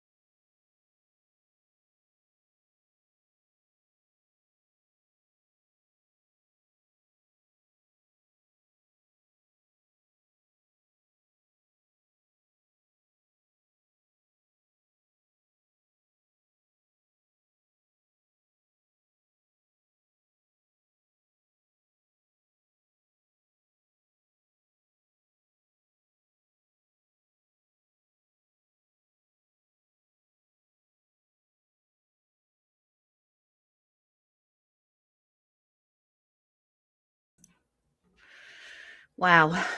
Miss Nestor out here just raising all the objections. Lord. She's doing this is some shady, shady business, ma'am. I don't know what you're doing, Kouri, but it ain't looking good, sis. Out here robbing Peter to pay Paul. It's here. I'm here with the snark. I'm sorry. I had to put the clothes in the dryer, else it would have oh, that is Eric Richins' dad, and he is quite intently watching the attorneys and what's going on over there at the defense table. Whew. Not good. I mean, I would imagine that this stuff does not come as a surprise to the Richins family, only because she sued the estate, and so when that happens, uh, you know, they're going to take a look at things, and so they're going to start looking at, they're going to follow the money trail, and this is yikes. Forgive me, Mr. Bloodworth, did you move to admit 5-7? I did not. I do so now. Okay. Any additional objection, Ms. Nestor? Not other than what I've already covered, Your Honor. Okay. Kouri's really breathing heavy over there. Woo! Is admitted. There you go. Ms. Carrington, what are we looking at? This is the bank account statement from America First Credit Union for Kouri Richins. This is that personal checking account 5244 for April of 2019, which would have covered the March of 2019 transactions. And did you trace that 60,000 draw that we just looked at into this account? I did. Can you please show us where it lands in this account? Yes, I think it's the second. If you can see on March 29th, there's a deposit of $60,000 into the account. Did you then trace the funds from that account? I did. Where did the funds go? Basically for rehab expenses and debt payments. Well, yeah. Thank you. Thanks, Scott.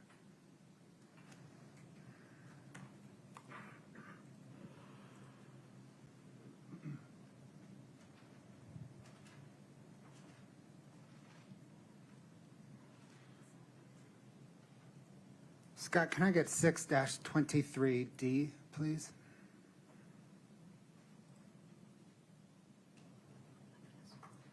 Ma'am, do you recognize this document? I do. Did you prepare it? I did. What material did you use to prepare it? I used the loan documents for the different properties, the deeds, the warranty deeds and trust deeds for the properties, the bank account statements for K. Richins Realty and Kouri Richins. I think that's it. Your Honor, the state moves to admit 6-23 Delta.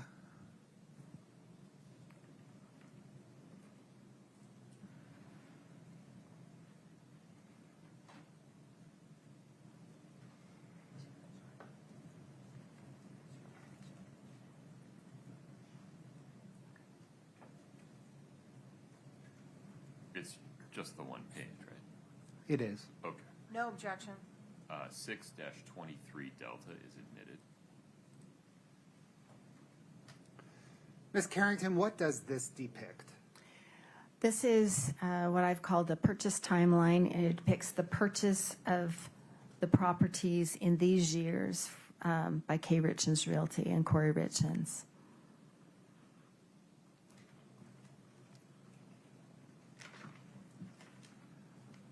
What trend information, if any, does this depiction provide?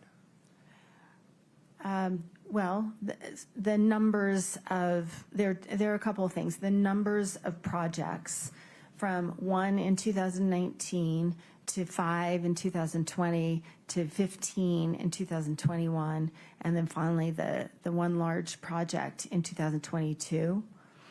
And then also the aggregate amount. So this is based on the purchase price.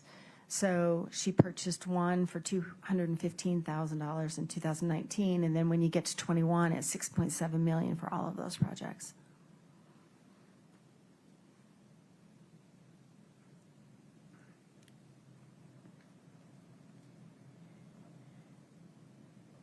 What does your teaching and training tell you about, if anything, about rapid growth in a business?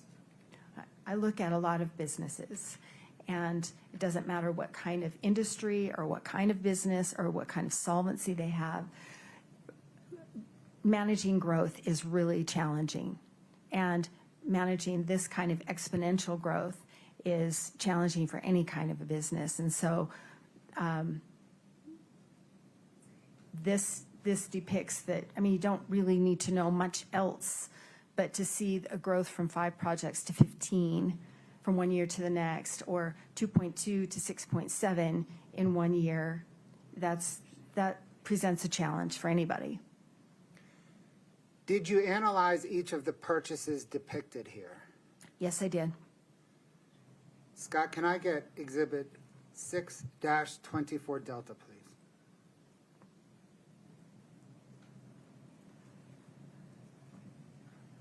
Ma'am, do you recognize this? I do. Did you prepare it? I did. What material did you use to prepare it?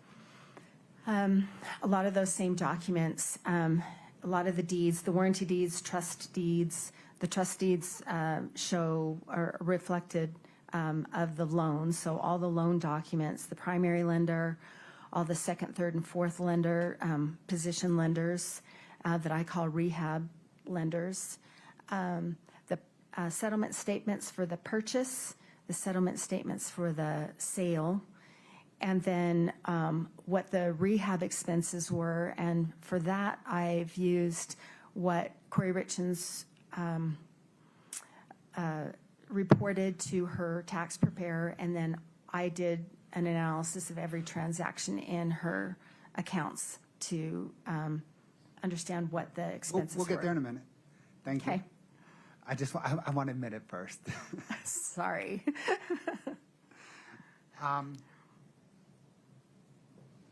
Your Honor, the state moves to admit 6-24 Delta. No objection. 6-24D is admitted. Scott, can you show that in split screen, 2 pages? Mr. Bloodworth, for me personally, will you identify a spot where we can take a restroom break? Yes, Your Honor, I got it planned out right after. Okay. Yeah. Sounds good. Thank you.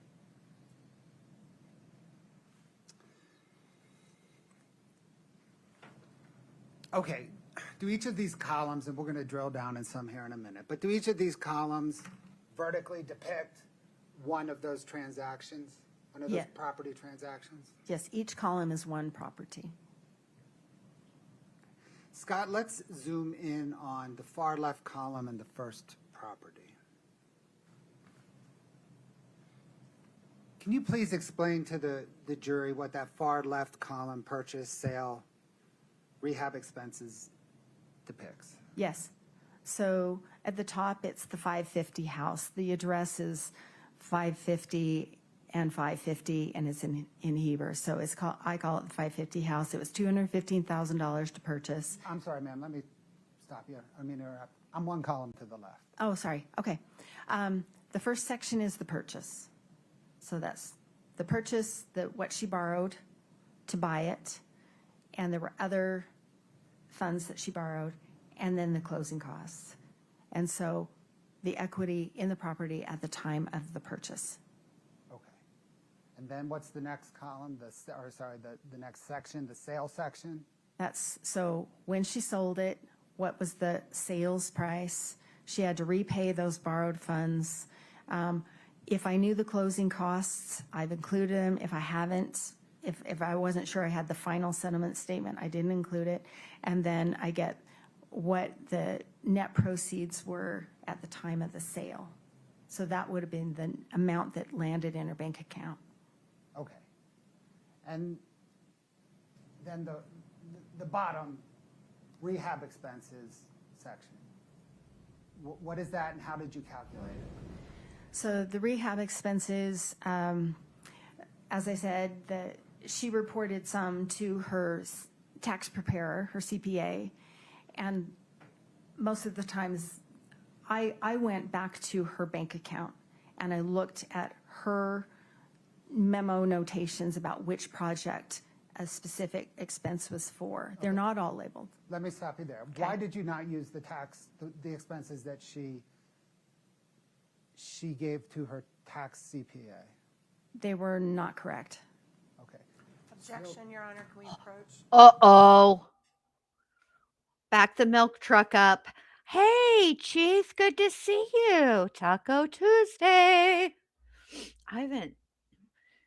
I have changed Taco Tuesday to Tamale Tuesday because I love a taco, but I love a tamale even more. And I found there's a local grocery store, United, here, and they make decent tamales. Now, I'm not going to say that they are. I grew up getting tamales from in Arizona, and they're bigger, and they put a green olive in the center, and they're delicious. They're magical. And the thing about the green olive is they have that salt. So when you eat the olive with the meat, because I only get not ground beef meat, beef tamale, it's not hamburger meat. And the salt, oh, it's so good. So good. So good. And the tortillas in Arizona are really different too. Here in Texas and Florida too, when they make the tortillas here, they use more baking soda, so they're thicker. In Arizona, they're very thin. They're like they melt in your mouth. They're so good. Like I always said, if I won the lottery, like after I do the good deeds and the charities and, stuff like that, gift to my kiddos, I am going to have a budget set aside for like just flying to Arizona to get tamales and to get tortillas and coming back. I could probably I know I can make tamales. I know I can make tortillas too. But I wanted to make tamales for Christmas this year, but that's a high pressure holiday and a high pressure meal. Like you need Okay, to ma'am, you get said those you right. did not use And this is expense reporting hold to on. the tax accountants because they were inaccurate. And this would be my first time on my own, like a solo mission. Okay, now we're going to rewind this because it sounds like Kouri has been not giving the correct information to the CPA. So let's just see what's happening here. All right, here we go. Please proceed. Okay, ma'am, you said you did not use expense reporting to the tax accountants because they were inaccurate. How then did you determine the rehab expenses? So I went through every transaction in that Kouri Richins Realty 6577 account. And I looked at the check copies and I looked at the notations. Sometimes the transactions had a notation or a payee in the body of the statement. So I took those, and quite often Kouri Richins would write on a check, this is for Mill Creek, or this is for Centerville, or this is for Sandy. And so then I've taken those at face value, and it's a sorting exercise. So that's how I arrived at this number. Were you able to allocate all rehab expenses to particular projects? I was not. So if it's shown in the accounting for one particular project, you can definitely trace it to that project. Based on Kouri Richins' notations, yes.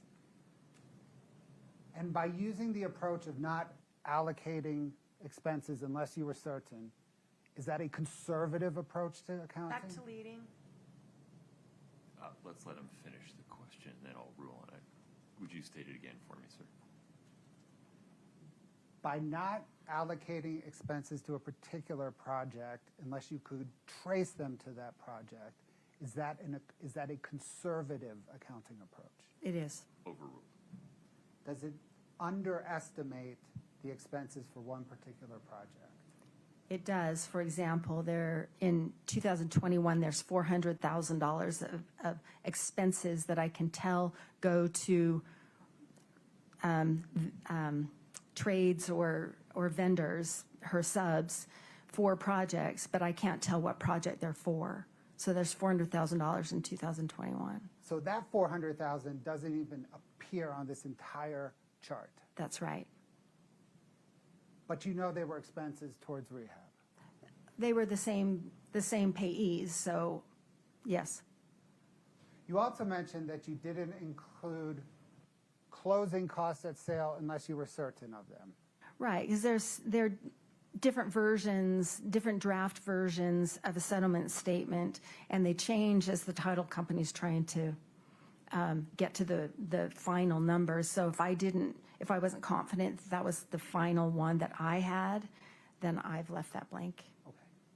Now let's talk about the net proceeds, the 100, let's go into the 550 house. That's just the first one. We'll take it as an example, okay? Okay, So she purchased that house for $215,000, is that right? that's right. And she borrowed $221 initially on it, Yes, and she had $7,000 in closing costs. yes, So does that first total negative $13,800 show that the minute she closed on the house, she was $13,800 in the hole? that's right. Wow. Why it is color-coded red on your chart. Yes. So, okay, Neat and I were talking in the chat earlier about maybe that she had investors, but bruh, who would invest in this? This is a mess. She rehabbed it, That's correct. and she sold it. And she sold it for $404,000. Yes, But she had all kinds of transaction costs. She had to repay borrowed funds. She had closing costs, perhaps none on this project. And at the end of the day, when she sold it, what amount of money hit her bank account? $145,802, And how do you know that? because it hit her bank account. And can you see it in her bank account statements? Yes, Now, we get down to the rehab expenses for the 550 house, that column. You were able to trace $98,000 to it. yes, There may be more out there, but you were only able to trace $98,000 to it. yes, So for this project, she made, it appears, based on your conservative accounting, $47,000. right. And I have that in gray because so much of the HELOC funds were used for this project. She bought this. She had the HELOC in March, and then she started drawing on it again when she bought this property in August of 2021. And I believe that some of those funds were, I don't want to double dip. So Okay. I've left it gray. So because it's gray, she made $47,000 or less on this house. Yeah, and I think she probably made a profit, bottom line profit on this house. Let's turn to one more example, please, okay? Scott, can I get the Mill Creek example? Okay. To make sure we all understand. She purchased, does this say that she purchased the Mill Creek house for $650,000? Yes, And that she borrowed 3 times right away, $721,115 and 41. yeah, so she bought this in March, so the borrowed funds of 721 is what she borrowed out of the gate. And then the 115 came a few months later. Okay. And how about the 41? And that was also a few months later. So kind of equity at the time of purchase or within a few months of purchase, she was $228,000 in the hole on this house. Yes, She sold it for $115,000, or sorry, $1,115,000. that's correct. Her financial, hold on, She had excuse me, closing sir. costs. Her financial recklessness is giving me anxiety. I don't know how you guys are doing in the chat, but like, I don't understand how you can keep doing this over and over for months at a time. I mean, like, I understand that if what I'm asking, I know Corey's going to keep doing it because they let her. So I'm wondering, how did whoever's letting her do this, how did it get, like, how did they continue? Like, okay, one time, that's an accident. 2 times, it's a coincidence, but 3 times, girl, you in a pattern of behavior, and I don't understand how it continued like this. Like, where were the financial institutions? Who kept letting her buy houses? She had to repay what she bought on it. And she had $836,000 in costs unrelated to the rehab. Is that correct? Right, that's just the loan, and you'll notice that the repayment of borrowed funds is the same amount as the borrowed funds above. Right. So, I'm sorry, I can't remember exactly why I did that, but that is, the interest should be on top of that. So that's a conservative amount. There should be interest payment, or interest costs. And why did you not include the interest costs? I can't remember. I had a reason, and I can't remember. But your reason at bottom was it was conservative to not include them? It was, she had to repay at least what she borrowed, Okay. so. But at the end of this transaction, when it closed, how much money hit her bank account? $32,467.43. And were you able to trace rehab expenses to this project? Yes, How much did you trace to this project? 188,000. Right, Tess? See, that's where it's at for me. Tess says, like, how many banks can you get a line of credit from? It must have been because his name was so respected and they were so wealthy. Banks just agreed, in my opinion. See, I don't know how that even works, because they were like, wouldn't you need, like, this is not 1950, okay, where that your reputation in the town, all the things, right? Like, this is in the 2000s, when all of, like, your whole life is available in a credit report online. That's where I'm confused.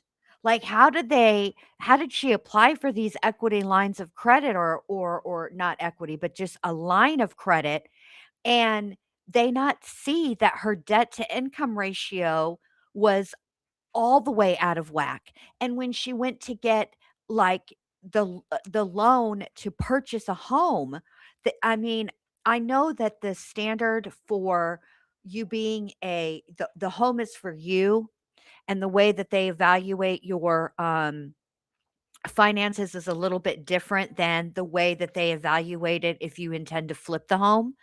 But for the love of Pete, I know both of those look at your debt to income ratio. This is too damn much. I don't understand it. But there could be more that you were unable to trace. There could be more, yeah. There could be more out of that pot of 400,000. This was a big project, and yes. So at the end of the day, 32 minus the 188 left her losing $155,000 on this project? At least that, yes. Maybe more? Yes. Okay, Scott, let's back out of the whole shebang and go to the far right column. Now, Mr. Bloodworth, I don't know if that was on an accident or intentional, or it was intentional and then you had regrets, but you said it correctly. The hole, because she's in a hole.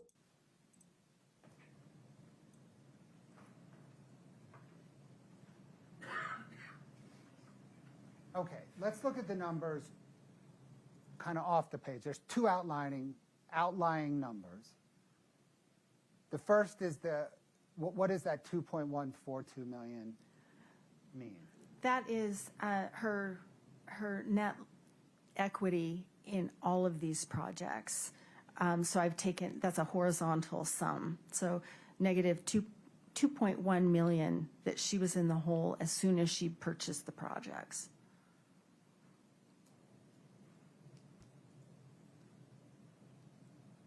Then we go down to that negative 469,000. What does that number mean? That means again, that's a horizontal sum across all properties. What I estimate her net loss was on all those properties. Yes, net loss on all those properties. So she lost 469,000 based on this accounting. Right, and that doesn't include the 400,000 in additional expenses. Actually, it's 460,000 for all of the projects. So add that together, and then it also, there's no net loss that I've included in this number for the properties that were lost in foreclosure. Okay. Because they weren't sold. So this is only properties that were sold. She lost 469,000 plus another 460 that you were unable to directly trace to a project. So just on properties that were sold, forgetting about properties that were foreclosed, she lost over $900,000. That's correct. Scott, can you go to the Barney column? Miss Nestor will be doing the cross violet because she's the one raising the objections. Okay. I just want to show the Barney column.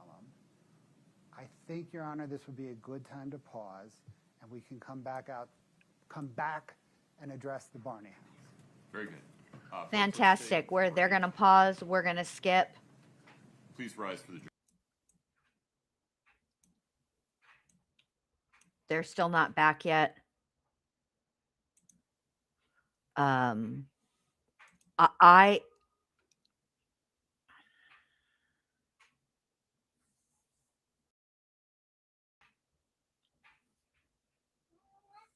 I don't understand.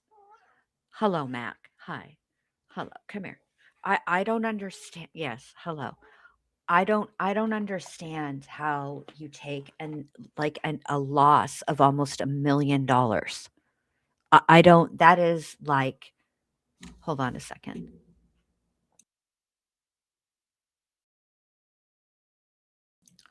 That does not compute in my brain. And I don't understand how, I mean, I understand how real estate works and, all of that, and that, depending on the market and all of the things, right, you can wind up upside down. I can understand that happening one time, but I can't understand it continuing to happen and you continuing to put yourself in that type of situation, particularly if the whole reason for you doing this or starting this business, right, is because you know that you signed a prenuptial agreement. And if you and your spouse don't work out, you're on your own. And so what you're trying to do is have a little financial independence. This does not seem like a good, like, this would happen one time and I would be like, okay, this ain't my bag.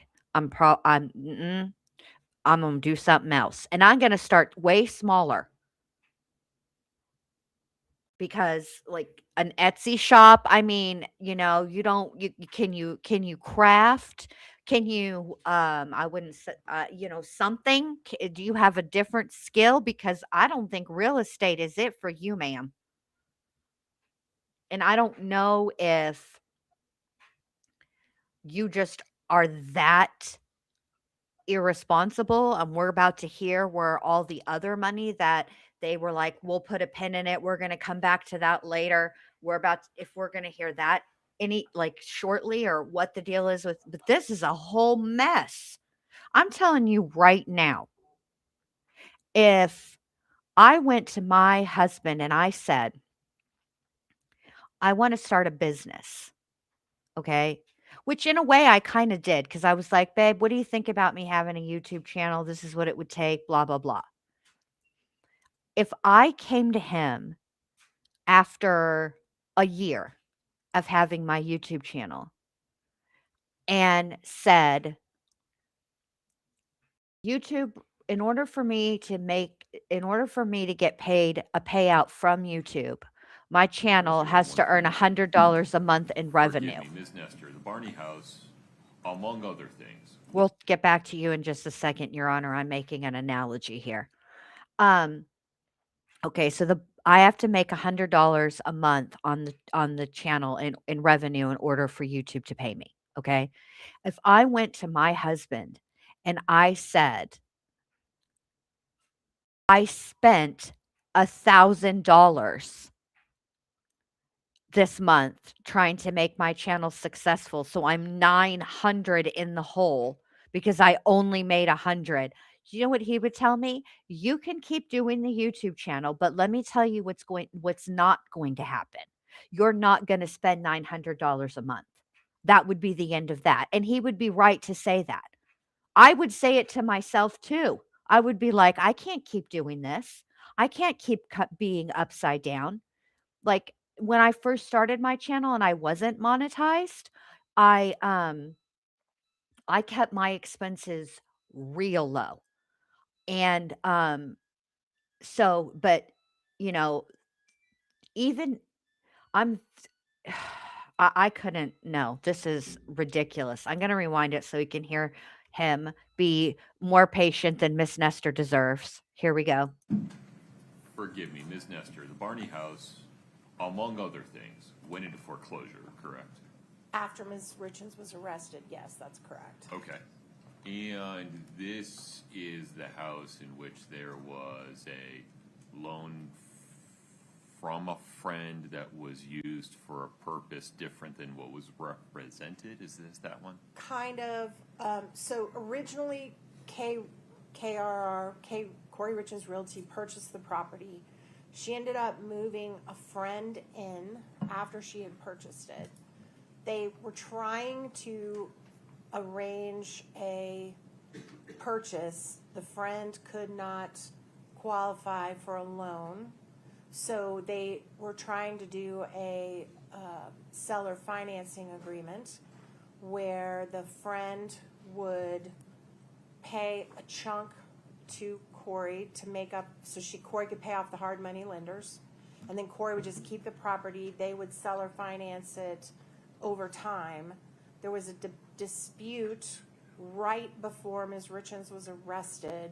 She was holding off switching the deed to the name of the friend because there's reasons why that was. It had to do with a insurance claim on the house that was pending. But there is debate about whether or not the delay in switching the deed to the friend's name was somehow dishonest or misleading to the friend or had been misled, that's up in the air. So if we're only looking at the Barney property for the purpose of this property profit analysis, I don't have a problem with that. If we're going to get into all of the representations that were made about the property, whether or not there was, I don't even think they're saying there was fraud, but whether there was dishonesty or any of that, then I want to have a 404B analysis. So I guess I'm just alerting everybody that this was one of the issues in my motion in limine. This was one of the issues the court said you probably have to hear foundation for at trial. No, I ruled on this one specifically, but that's fine. We No, cluckety cluck, you chicken lady, you did not hear an ice cream truck in the background. You heard the dryer going off. It likes to sing to me. can raise it again. Right. So I guess I'm just, as an abundance of caution before the jury comes back in, if we're going to get into all of that, I want to have a 404B analysis. If we're not, then I don't mind for purposes of just whether did she make a profit or loss on the property. That is irrelevant to me. I don't care about that. Mr. Bloodworth, tell me where the state's headed with respect to the Barney property. Your Honor, it is beyond that column of profit and loss analysis. It will go into the $45,000 down payment that Ms. Barney made on the property, tracing those funds to pay, I think it was Fund 5 payday lender. Put differently, to pay something other than the hard money loan on the property. Correct. Okay. And then it eventually went into foreclosure. It did eventually go into foreclosure. We may get there. I don't know that we will get there. Okay. Any other detail regarding the Barney property that you tend to elicit? Yes, Your Honor.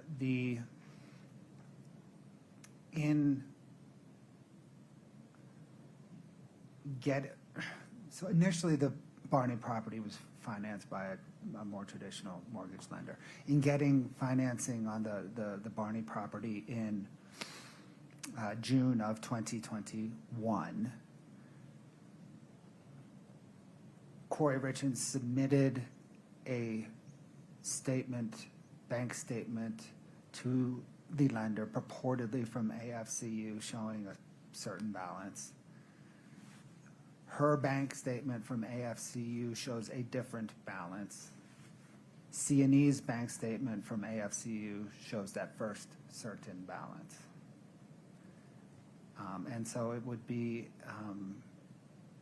an exercise in admitting those three bank statements and moving on. I think that is consistent with the court's ruling. The other issue that may arise is there was an email from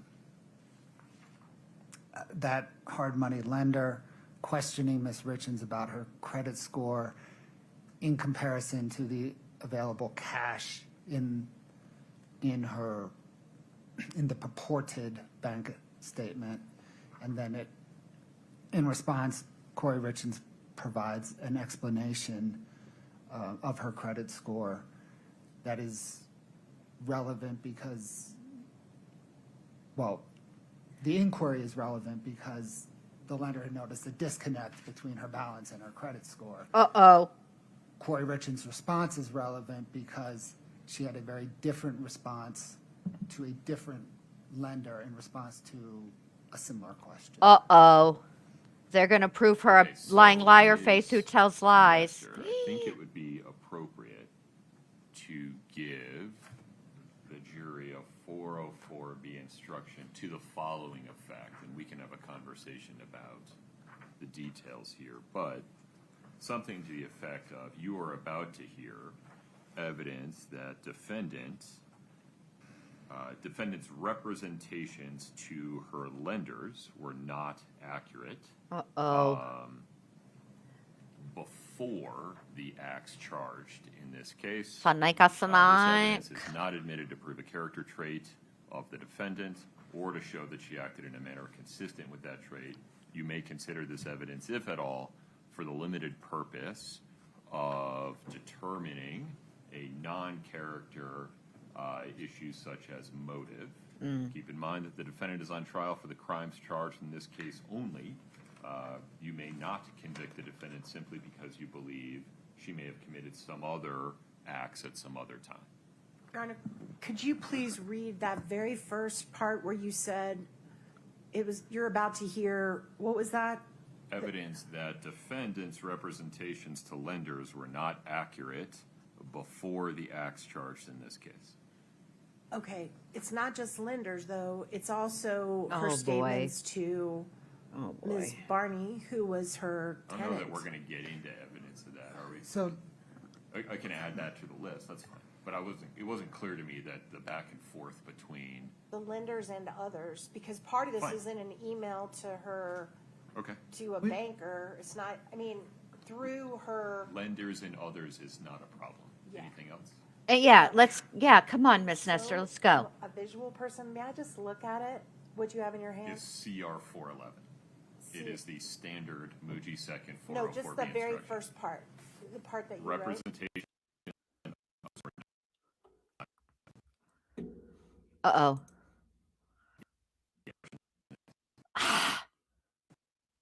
I hate when this happens. Hold on.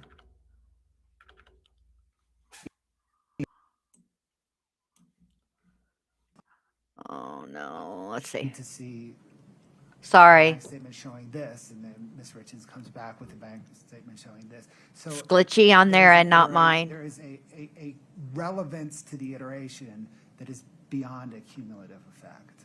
And remind me the month and year that this is all occurring.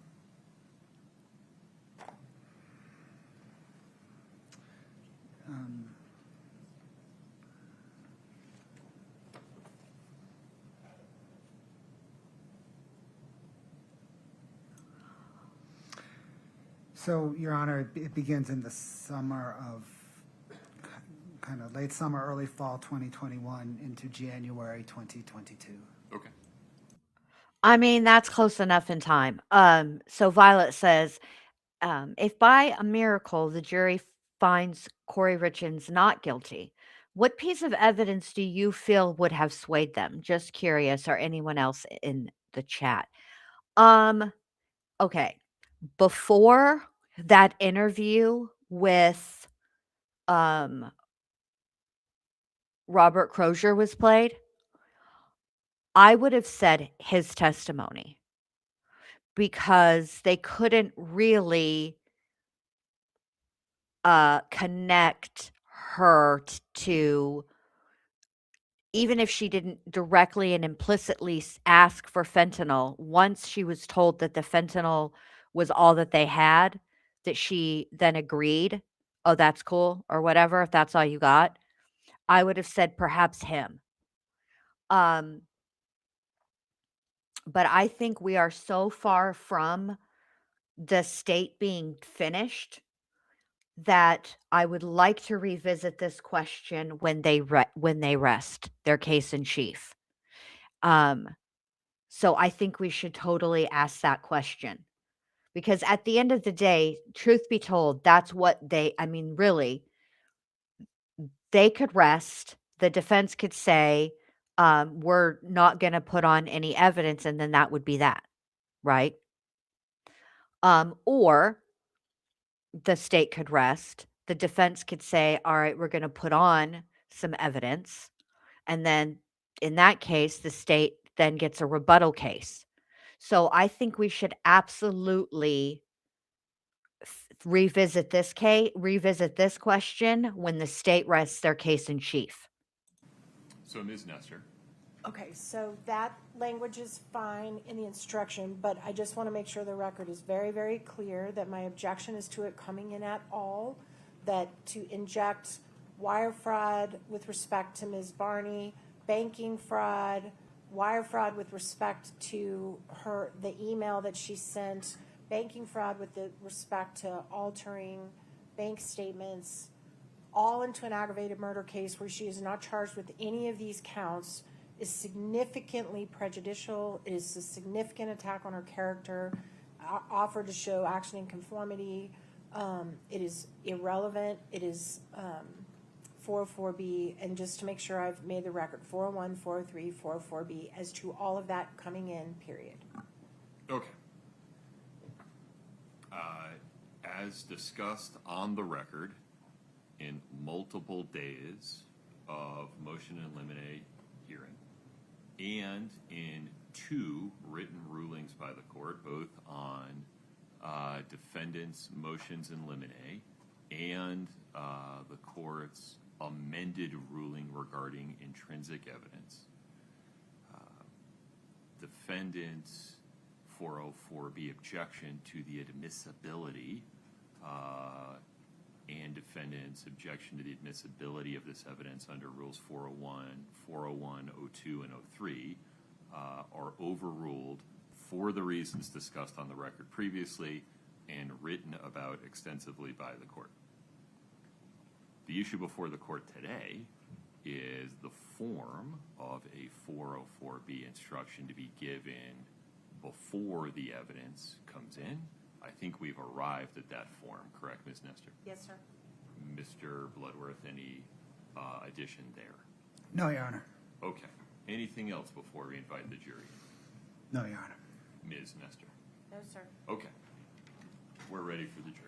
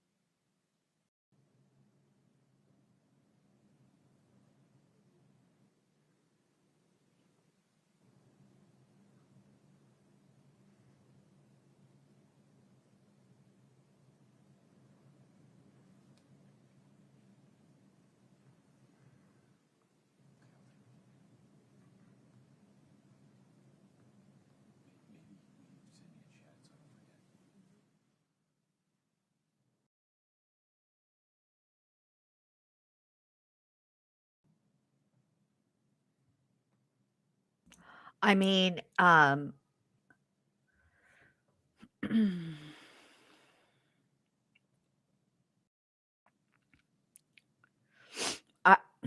those Google searches were not a good look. This financial stuff is not a good look. And I mean, it goes to motive, right? Because it's really hard for people to wrap their head around. And it's me too, because I will never understand how a person can think that murder is any solution to leaving a marriage. I'll never understand that.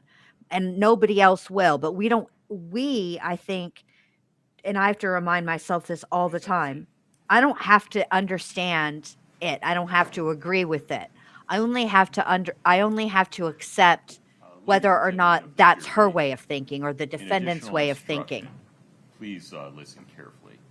You are about to hear evidence that defendants' representations to lenders and other individuals and entities were not accurate during the time before the acts charged in this case. This evidence is not admitted to prove a character trait of the defendant or to show that she acted in a manner consistent with that trait. you may consider this evidence, if at all, for the limited purpose of determining defendant's motive. Keep in mind that the defendant is on trial for the crimes charged in this case and for those crimes only. You may not convict the defendant simply because you believe she may have committed some other acts at some other time. Mr. Bloodworth, please proceed. Thank you, Your Honor. Ma'am, when we left off, we had highlighted the column labeled 299/Barney. Do you recall that? Yes. What does 299/Barney refer to? There's a house, the address starts with 299, and it's a house where Kouri Richins' best friend, Chelsea Barney, lived. So that's my abbreviation of that house. And did you analyze that purchase transaction? I did. Are you familiar with Iron Bridge Financial? Yes. What is Iron Bridge? They are a hard money lender, and they are the lender that Kouri Richins engaged for this particular property purchase. What, ma'am, is a hard money lender? Hard money lenders are typically it's called hard money because the terms are hard, and they're hard. The interest rates are higher than conventional loans, like from a bank or a credit union. Typically, they also have very strict default clauses. They're usually used for shorter term lending. So there will be like a specific term, usually 6 months or 12 or something. And the terms are defined at a certain interest rate. And then upon default, it's an exponential growth. You know, the default, or excuse me, the interest rate quite often will double or other terms, yeah. And do fix and flip businesses often use hard money lenders? They do. Did Kouri Richins apply to Iron Bridge for a loan secured by the Barney home? Yes. Did you review the materials in Iron Bridge's loan file? Okay. Just so Scott, you can I have guys know, 5-57, hold on. please. Just so you guys know, it's on their end, not mine, because I checked. And hopefully they get it straightened out. I don't know why the video is frozen and the audio is crap, but here we go.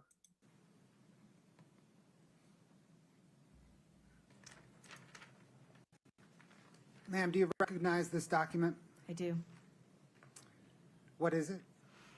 This is an America First Credit Union bank account statement for Kouri Richins Realty. The account 6577, May of 2021, and this was directly from Iron Bridge in response to a subpoena from the prosecution. Thank you, ma'am. Your Honor, the state moves to admit 5-7. There's bad juju everywhere. 5-57 is admitted. I just want us to be able to hear. Hopefully they get it straightened out, like by the Scott, if time you we could catch kind of up. zoom in on the top portion. Yep. There we go. Ms. Carrington, what information does this provide? So, as I said, there's the header, Kouri Richins Realty LLC. The account number is 6577, and the statement of May 2021. And what- then, Oh, sorry. Go ahead. sorry. And then in the summary section, you can see that there's 3 different accounts that are reported on this statement, and collectively at month end, the balance was $210,898. Did you attempt to verify this bank statement? I did. Scott, can I have 5-29 alpha?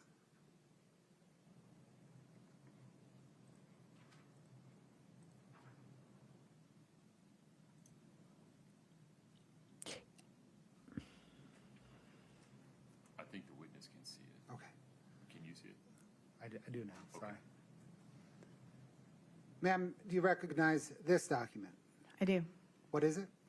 It is the America First Credit Union statement for Kouri Richins Realty from America First for the account number 6577 for May of 2021.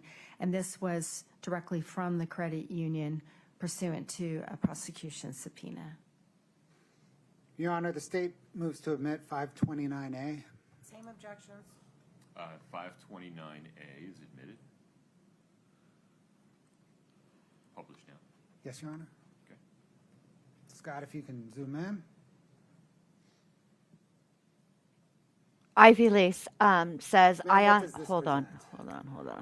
This show- Ivy Lease says, Jen, I honestly believe they let her do it because of Eric and family. Are you talking about like she was able to borrow? I don't think it was because of that. I got based on what just happened out of the jury's presence. I think she was able to get away with doing this because she lied.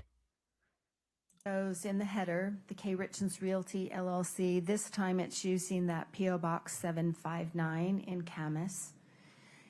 This is for the account number 6577, and this is the May of 2021 statement. And what does it show as the balance? It shows 2 accounts, not 3, and the total at month end is $15,609.93. Thank you, Scott. If you can swoop to 5-32B.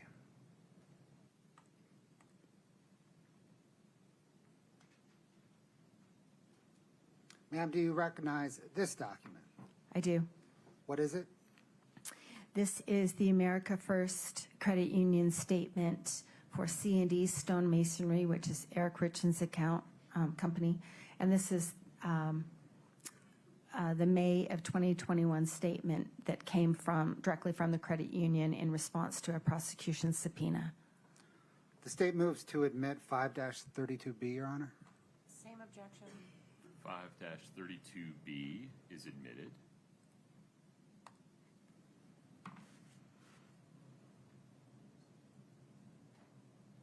And what, ma'am, does this present?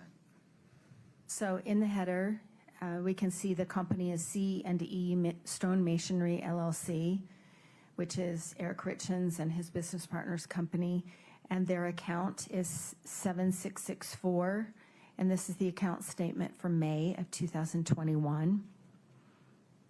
And what is the ending balance? The ending balance of those 3 accounts is $210,898.61.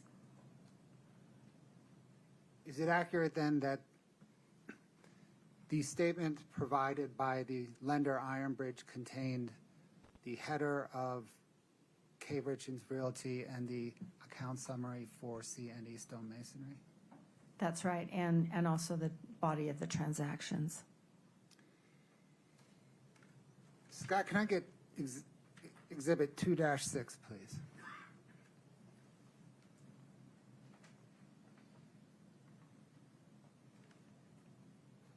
Ma'am, do you recognize this document? I do. What is it?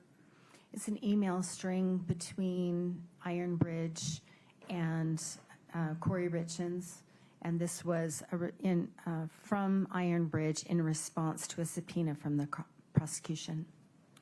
Your Honor, the state moves 2-6 into evidence. Same objection plus hearsay, Your Honor. Let's see. Do we need the top half? Can we focus just on Kouri's? I'm sorry, let me restate my question. Do you care about the before and after or just Kouri's statement? Your Honor, the email was bottom up. Right. The state needs to admit the bottom to understand Ms. Richins, the effect here being Okay. Ms. Richins. We can redact that first line. I think it doesn't matter either way to the state. Objection to instructing the jury that they not consider any of these statements other than those written by Ms. Richins for the truth. No objection to that instruction. Ms. Nestor. Not to the instruction, but remain instruction to the entire document. Okay. So, ladies and gentlemen, you're about to see an email string. Ms. Richins' portion of the email string you may consider for any purpose to whatever extent you the other portions of the email string you may consider only for the effect they had upon Ms. Richins, upon the listener, not for the truth of any matter asserted in those other portions. Published 2-6. Yes, please, Your Honor. Brittany, in case I didn't say it, 2-6 is admitted. Scott, if you could scroll down to the bottom and enlarge that, please. Yes.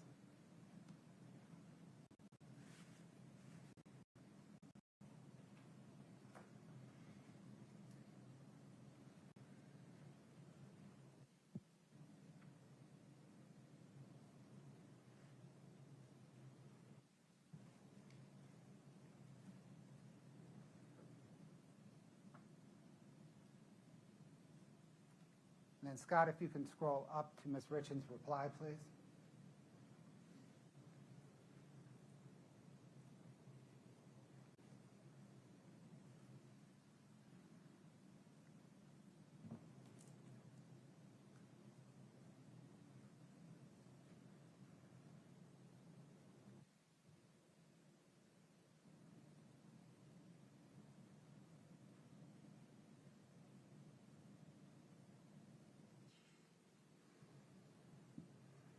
Thank you, Scott.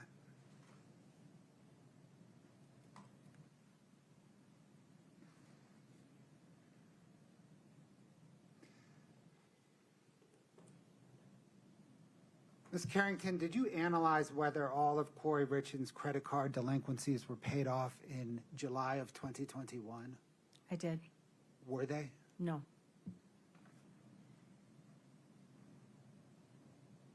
Scott, can I get 5-21?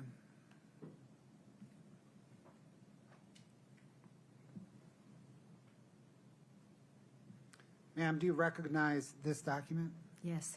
What is it? It's the promissory note between Kouri Richins and K. Richins Realty and Iron Bridge for the purchase of this house. Your Honor, the state moves to admit 5-21. Same objections. 5-21 is admitted. Scott Wright, if you can zoom in, please, on that top portion. Ms. Carrington, what information does this provide? Well, starting with the top on the right is it's called a bait stamp number. That's something that's applied after the fact. So that tells me that this came from Iron Bridge. This is then the secured promissory note between K. Richins Realty and Iron Bridge, and the loan amount, where it says principal amount, is $346,500 at a 10% interest rate. And it also tells me that this is a note that matures, means it's due on January 8th of 2022. For context, ma'am, what at this time were traditional mortgage interest rates? They were at those historic lows, 2.5%, 3.5% for a 30-year mortgage. And did this loan involve a balloon payment? It did. So am I right then that for the 6 months term of the loan, Kouri Richins did not owe any money? This one, it was a balloon, but this one did require monthly payments. Okay. But then everything was due on January the 8th, 2022. That's correct. So it was started in the summer, and she had the monthly payments on it, and then she had to either refinance or pay it off by January 8th of 2022. Thank you, Scott. Did Kouri Richins endeavor to refinance? Yes, she did. And did she use Excel Financial Services to try to refinance that loan? Yes, she did. Scott, can I get Exhibit 5-60, please?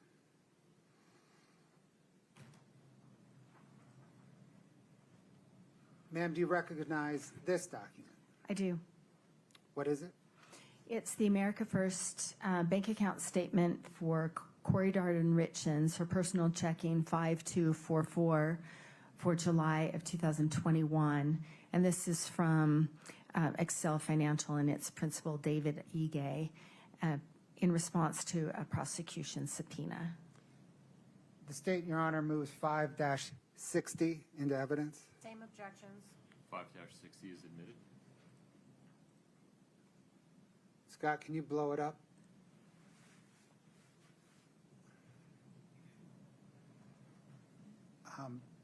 Real quick, Ms. Carrington, we're going to go through this a few times, but real Okay. quick. This is America First bank account statement for Kouri Richins, her personal account 5244, July of 2021. And then the three accounts in the summary section shows that she had $694,730.15 at the month end. Did you attempt to verify this bank statement? I did. 5-35A, please, Scott. Ma'am, do you recognize this? Yes. What is it? This is directly from America First Credit Union for Kouri Richins, her personal account 5244 in August of 2021 in response to a prosecution subpoena. State moves to admit 5-35A. Same objections. 5-35A is admitted.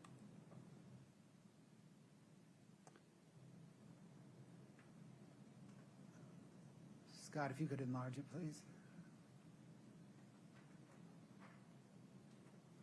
It's enlarged. Oh. Doubly enlarged. Ma'am, what does this present? That this is Kouri Richins' account using that P.O. Box 759, the account number 5244, which is that personal checking account, August of 2021, and the total of the two accounts is $1,893.94 at the end of the month. Scott, can you bring up 5-32A, please?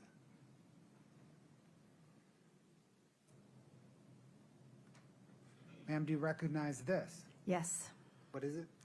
It is the American First Credit Union account for C&E Stone Masonry, the account 7664, January of 2021, that came directly from the credit union in response to a prosecution subpoena. Your Honor, the state moves 532A into evidence. Same objections. 5-32A is admitted.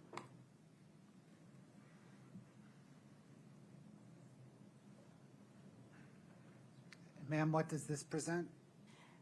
So this is from the credit union, C&D Stone Masonry's account 7664 in January of 2021. And there are three accounts collectively at month end, $694,730.15.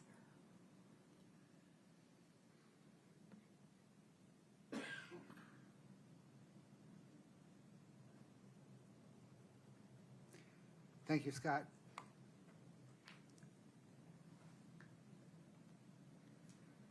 Can you please bring up Exhibit 2-7, please?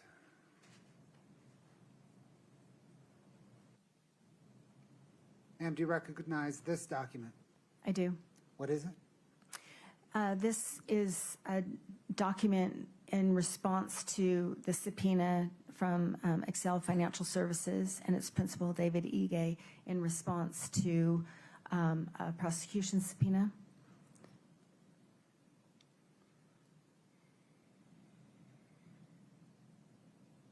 Your Honor, the state moves Exhibit 2-7 into evidence. Same objections, Your Honor.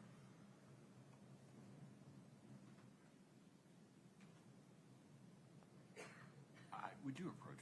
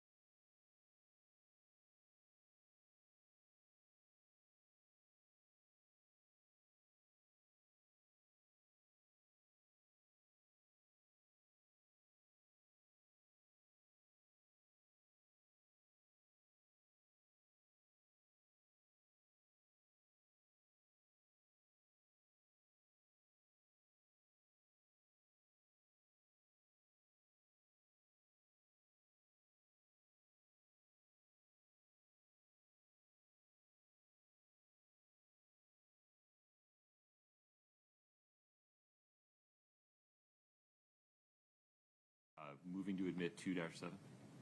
Yes, Your Honor. States 2-. Ma'am, I'm sorry again, was this information that came from Excel Financial Services and its principal, David Ige? Yes. Scott, if you could enlarge the bio portion of, thank you.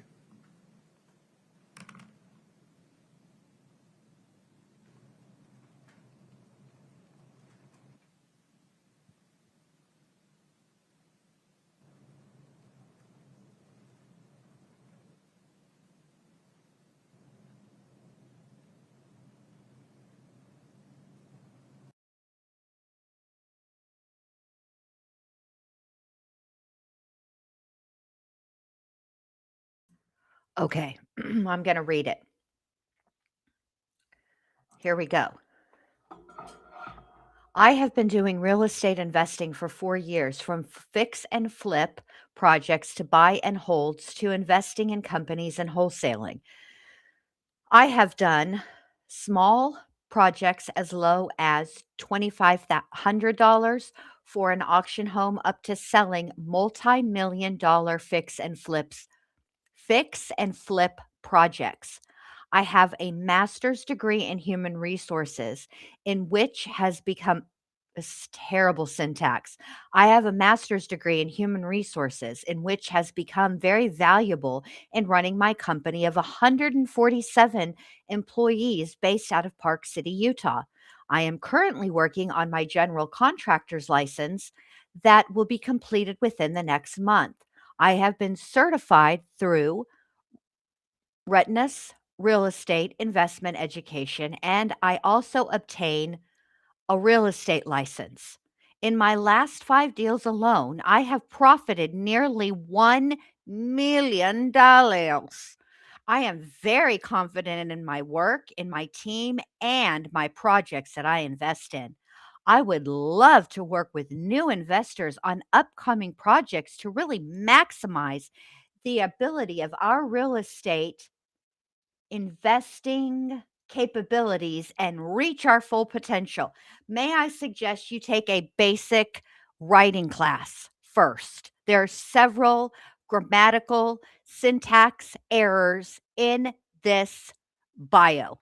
That is all. Let's keep going. It's also a big fat lie. I have profited nearly $1 million.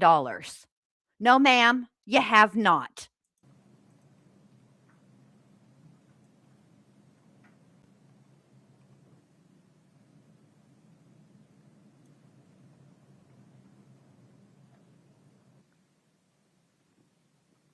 $147. I'm currently working Ms. on my. This Carrington, is did you- terrible.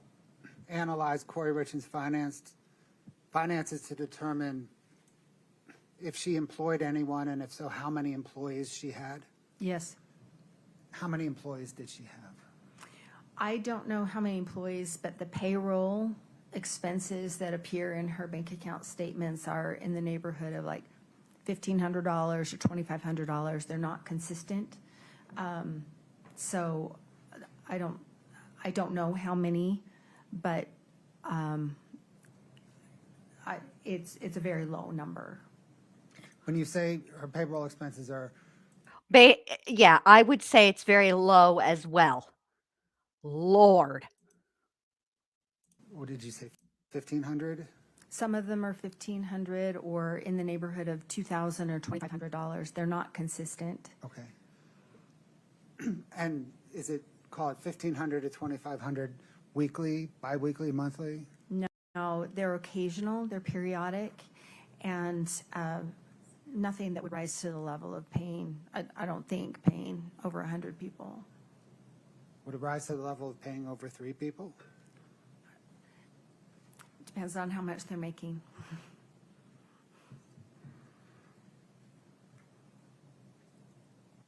In your analysis, did you find any evidence that Kouri Richins profited $1 million on any 5 of her deals combined? No.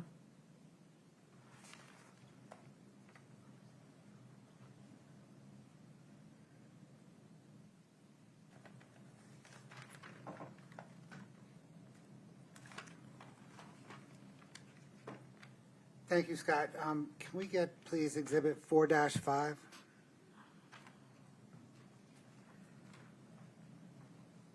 Ma'am, do you recognize this document? Yes. What is it? It's the operating agreement for Kouri Richins Realty dated June 7th, 2021, and this is from Excel and Mr. Ige in response to a prosecution subpoena. Your Honor, the state moves Exhibit 4-5 into evidence. Same objections. 4-5 is admitted. Your Honor, before we publish, well, My apologies. that page doesn't matter. Okay. I just want to make sure that, Scott, can you scroll down one page? Violet said she must have asked the professor, 3 pages? the Professor Tishalin to 4 proofread pages? that. Yeah, it's terrible. It's absolutely there. terrible and riddled with lies. 4 is,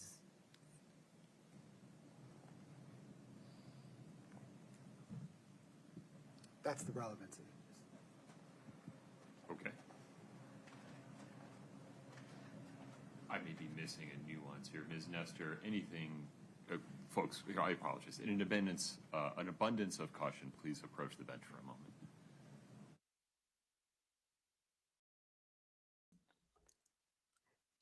I don't want to hear an appeal when she likely will be convicted about an unfair trial. This judge has issued all of his rulings. He has handled this with the utmost care. And just now, out of an abundance of caution, as to not have a hold on, I'm got some wires wrapped up around me. Excuse me. Out of an abundance of caution, he has, as to not prejudice the jury, right? Because they don't watch. I mean, maybe they do, but I don't know. I doubt it. They wouldn't. I don't know if they'd get sat. I don't. Anyway, bottom line is, as to not confuse prejudice or prejudice the jury, he has asked for a sidebar, which I don't want to. No, there better not be a single appeal based on her not receiving a fair trial. I'm saying that right now. Yes, Violet, I think we're going to go beyond 5 Publish, weeks. Your Honor. Now, Actually, Scott, can you bring us back to the front? go ahead, Mr. Bloodworth. Ms. Carrington, what is this document? This is the operating agreement of Kouri Richins Realty dated June 7th of 2021.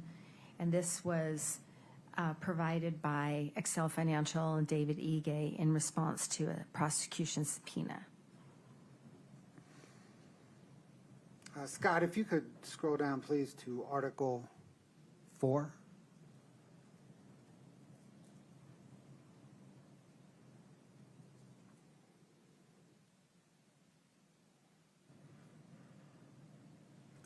Thank you.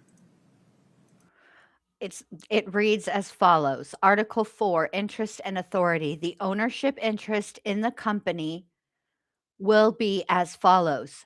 Doreen Kouri, 81%. Kouri Richins, 19%. The company's authority will be defined by the following unless otherwise stated in the agreement. All major decisions will be based on a unanimous vote. Major decisions are defined in Section 1 of the operating agreement. All other decisions that are not major decisions as defined above will be made by a majority vote based on percentages of ownership. This is her mother, Doreen. Or no, her aunt, I think. Hold on, let me look it up.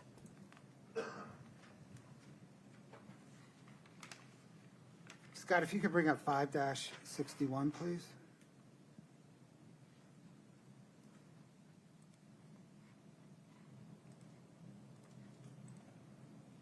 Ma'am, do you recognize this document? Yes. What is it? It is the America First Credit Union statement for Kouri Darden Richins, the account 5244 for September 2021 that was sent by Excel Financial and Mr. Ige in response to a subpoena from the prosecution. I was correct. It is her mother.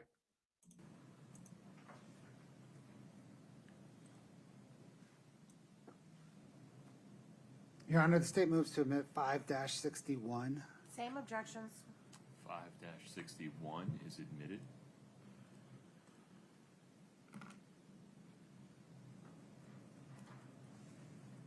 Ma'am, what information does that present? It's an America First Credit Union statement. It says Kouri Richins in the header for September 2021 for the personal account 5244. And in the summary section, those three accounts collectively at the end of September were $169,442.28. Did you attempt to verify this statement? I did. Scott, can you bring up 5-35B?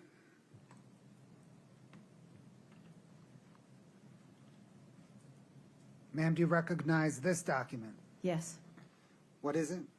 This is the America First Credit Union statement for Kouri Richins, her account 5244 for October 2021. This came directly from the credit union. And then if you look in the, I'm sorry, I'm getting ahead of myself. This came from, in response to a subpoena from the prosecution. State moves to admit 5-35B. Same objections. 5-35B is admitted.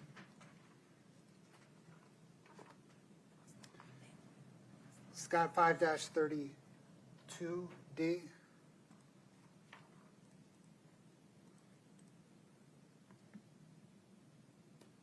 Ma'am, do you recognize this document? Yes. What is it?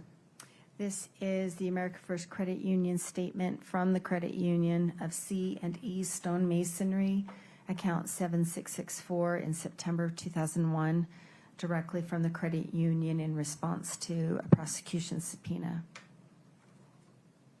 State moves to admit 5-32D. Same objections.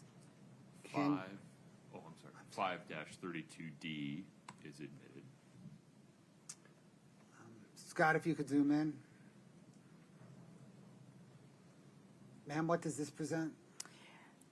That for the account for C and E Stonemasonry, the account 7664 in September 2021, the three accounts collectively were $169,442.28. Thank you.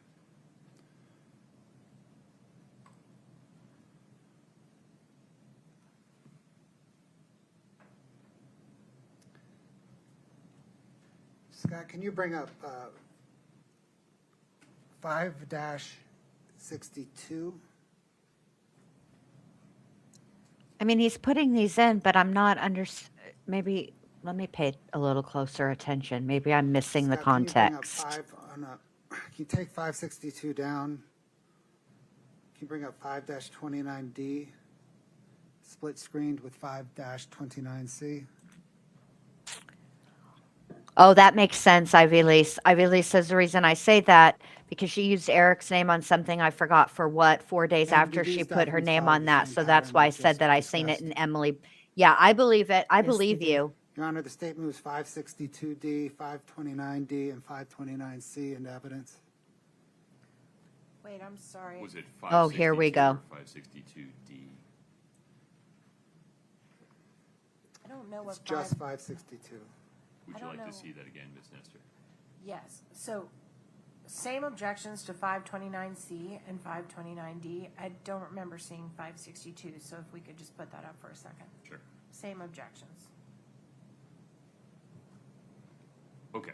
5-62 and 5-29D and -29C are admitted. And Your Honor, I we're not also gonna remember publish hearing something think about everybody that as understands. well. Okay. So I'm going to bring up another set of I three. believe you girls. Scott, if you could start with 524. Would you pause for 1 second? Do you need a moment? Do you need any clarification? Oh, Tess, I saw that Colby was in the hospital a few days ago But he had announced that he was we'll going say it in. over again. Please, 5-24. so hold on. The witness has it. Please pass on our well wishes from the ward. We hope he's feeling okay and doing okay. I think you do. I do have it. Okay. Yeah.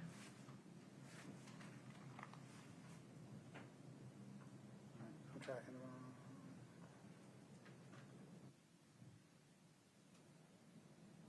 I'm tracking the wrong exhibit number, Your Honor. I'm sorry. Hold on. That's all right. Uh-oh, we have a hold on.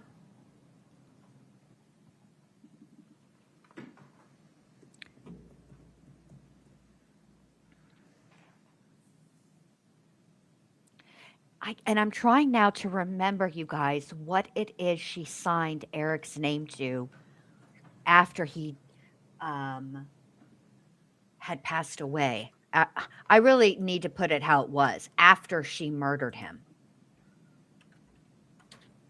Let's Google it.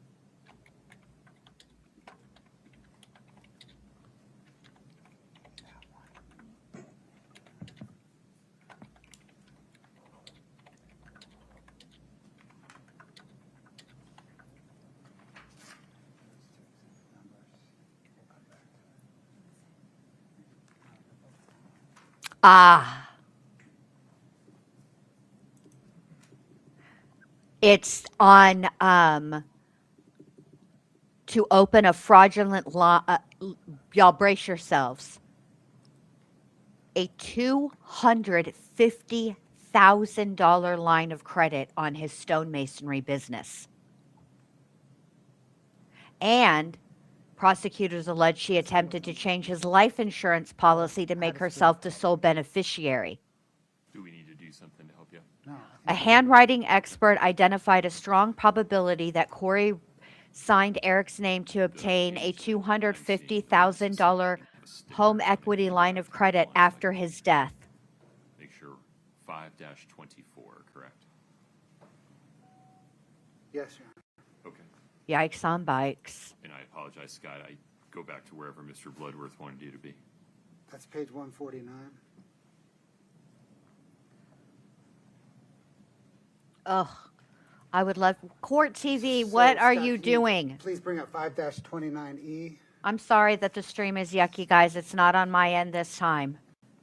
I didn't do it. It wasn't me. The stream is all laggy. It wasn't me. And then 5-32E. We have no video. It wasn't me. We are frozen. It wasn't me. Ma'am, do those documents follow the same pattern you've just testified It'll clear to? up in a sec. do. I just don't want Your us Honor, to the miss statement was anything. 524, 529E, and 532E into evidence. Same objections. 524, 529E, and 532E are admitted. The Bates number I'm interested, that's that number at the top for the 524s. The Bates number ending in 149.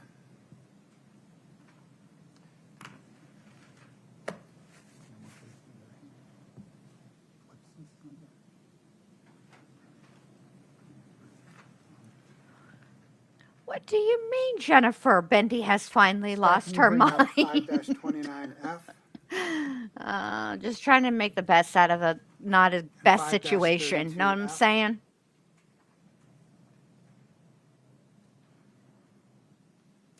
Also, I noticed that. Ma'am, do Hold on. those two documents, I noticed that Kouri Richins, when they put up the documents, especially the one about the sale of the house, how much she didn't make, she was staring very intently at the screen, almost as if she kind of like, did they catch all the lie, part of the lie, how much of the lie? I mean, I know she's been here for all of the preliminary hearings and all of that, but I don't know. She just was particularly fixated on that. Like the looking at the screen was very intense. Along with 524 at page 152, followed the same pattern that you've just testified to? They do. I'm sorry, I didn't understand the last thing. 529F, 532F, and what? Exhibit 5-24 that we just admitted, but page 152. Same objections. Okay, 5-29F and 532F are admitted.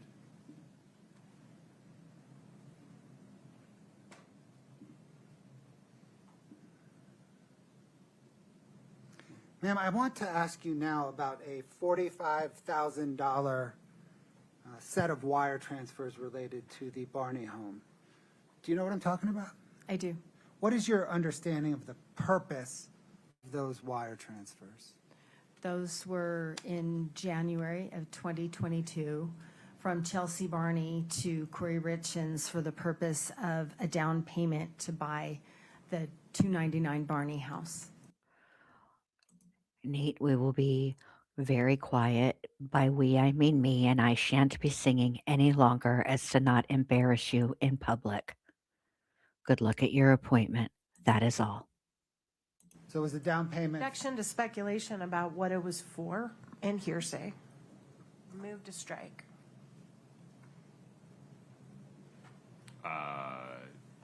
Sustained. Lay some foundation, Mr. Bloodworth. Your Honor, or Scott, can you bring up Exhibit 2-19DR?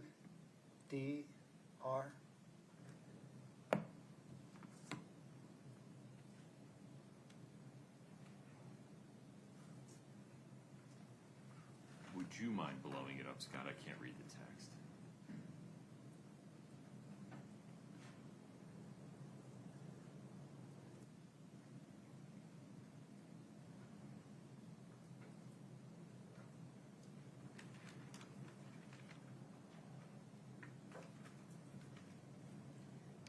There's several pages, Your Honor. What if we prefer you to sing? Well, I appreciate that, Eshocket, but I shan't be singing. No melody will escape these lips until Neat is safely in her vehicle I'll just move. away from the general public as to not embarrass her. Okay, I'm sorry you're having phantom pain, Jennifer, but you ask if you should blame Kouri or Miss Nestor. Are they not one and the same? Would we, if not for Kouri Richins, would Miss Nestor not be here at all? So I think it all directly circles back to Kouri Richins, but Nestor has Okay, her own issues, so we're going to blame everybody. Same objection to this. That is all. exhibit, Your Honor, that we've already. Same objections. 403 and 404B? Yes, sir. Okay, those objections are respectfully overruled. Forgive me, this was a long number. Would you go back to page 1? States Exhibit 2-19D-R is admitted. Yes, Jennifer shan't. Yes, you did, Your Honor. Okay, take it from there. And just, I'm feeling I think the court is extra aware. fancy today. The labeling 2-19 is the exhibit number. D means it's a demonstrative. R means it's redacted.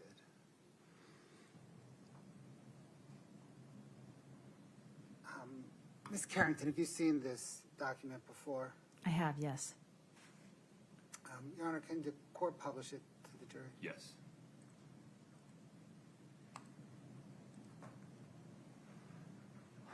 Scott, if you could just slowly, please walk the jury down the text string.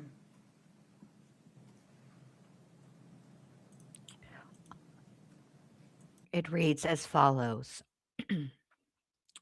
From blank. Ha ha. Ha ha ha. I totally pulled an Eric. Ha. I bet you are driving. Or I bet you are dying, Chels. Ha. What time do you get off? I have no idea how you're working. Did Derek have fun? He seemed like it.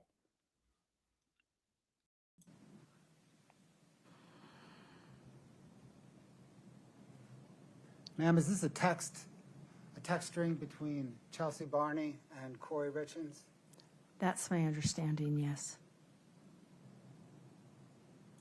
Oh, oh, hell no. The kids are probably so damn confused, it's sad.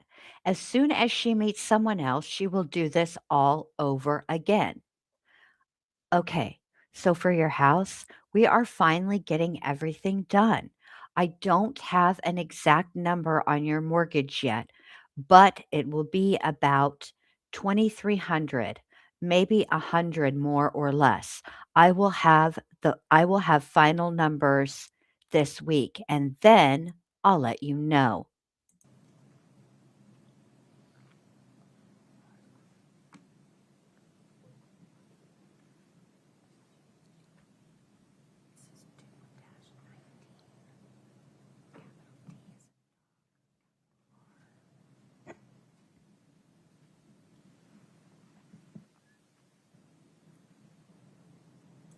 I'll also let you know I'm down payment when I get that.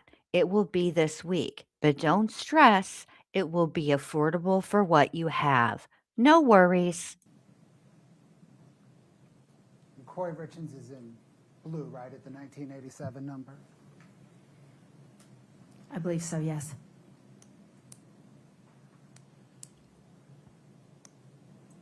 Hey, Chels. Okay, couple things. Do you have any paint left over at your house?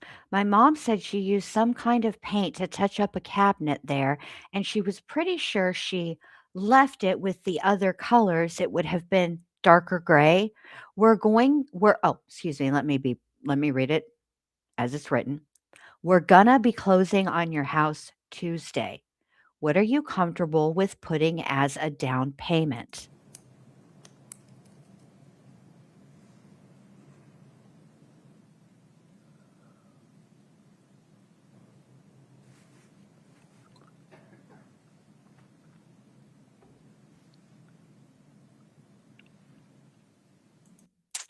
Oh, yes. Sorry, she texted me about it. This is from Chelsea. Oh, yes. Sorry, she texted me about it and I forgot to text her back that I found it.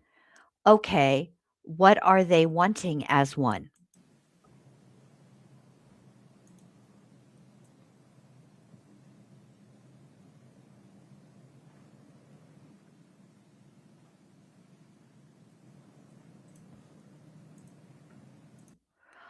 Oh, ha, no worries. Will you set it on your front porch and she will run and grab it? 59,000. Don't freak. I knew you only had around 47,000, so I want to see what you're comfortable with and I'll float the rest. You guys will be seller financing it from me. So what will happen is I'll close on it in my name Tuesday. And then we're going to set another closing for 2 weeks to close to change it into your name.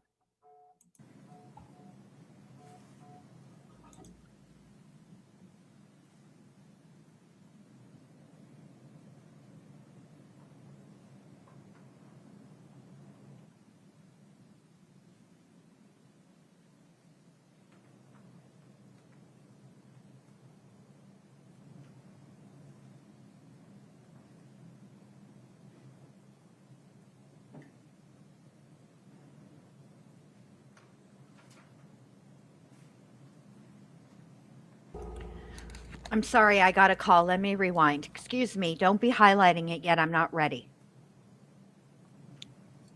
Okay, it's out on the porch. No, no, no, too fast, too fast. Okay, it's out on the porch. Let me count my cash and see all that I have. I have 40 for sure. Let me see what all I made over the last couple of months. I'm doing my taxes tonight, so depending on how fast that comes, I can use that. If I do need you to front some, I'll pay you back with my taxes. Sorry, you guys, I got a call from my husband.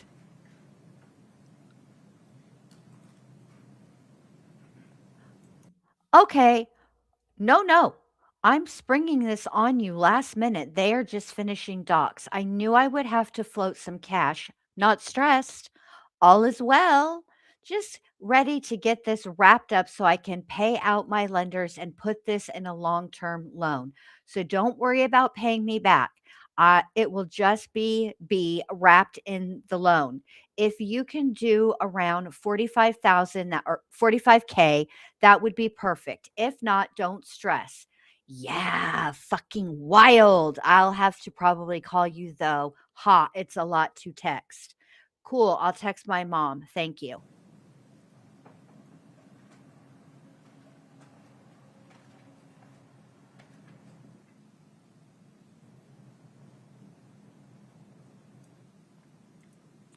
This is an excellent point by Neat. Neat said, if you're closing on Tuesday, wouldn't you already know the down payment well in advance? Sounds shady. But Neat, wrote in the text, all is well with 2 exclamation points. Clearly, all is well. What are you talking about? There's 2 exclamation points.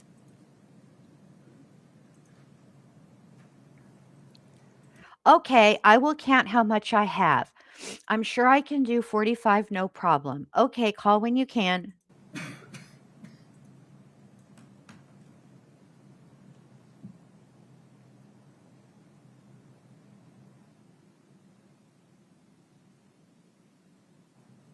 Sweet. Okay, will do. Okay, I've got 45,000.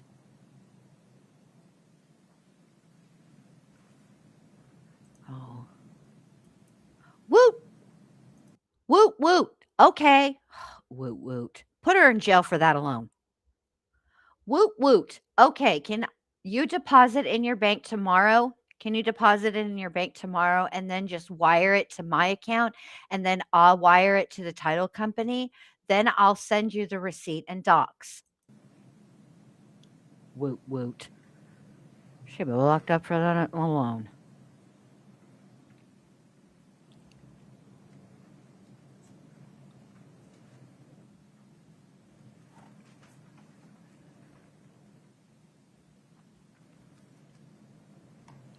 Yes, I will do that tomorrow.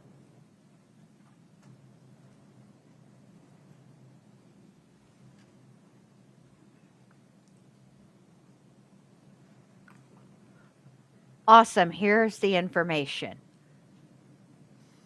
And then Kouri Richins Realty LLC, the account number, the routing number, the down payment. I'm kind of nervous. Ha. That's all, Kouri, in case you're not looking. Oh, this is from Chelsea. Okay, I'm so excited, but scared as hell. Ha. Oh boy, let me know how that goes. I feel so bad for him. He posted a picture of him and the kids today, just them. No Allie. Obviously, they're talking about something else that is irrelevant to this, which is why it's not highlighted. So, who knows?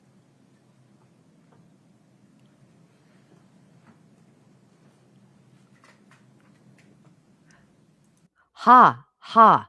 Oh, I bet. This is from Kouri. It's so much money, 3 exclamation points, and your own house, 3 exclamation points. Eek! 1 exclamation point. How exciting. 6 exclamation points. I totally will. 1 exclamation point. I do too. I can't believe how much he's still respecting her and won't tell his parents or anything because he doesn't want anyone to think bad of her. Like what? I just want to shake her. 1 exclamation point. We got to have a little fun with this or we're all going to go to sleep.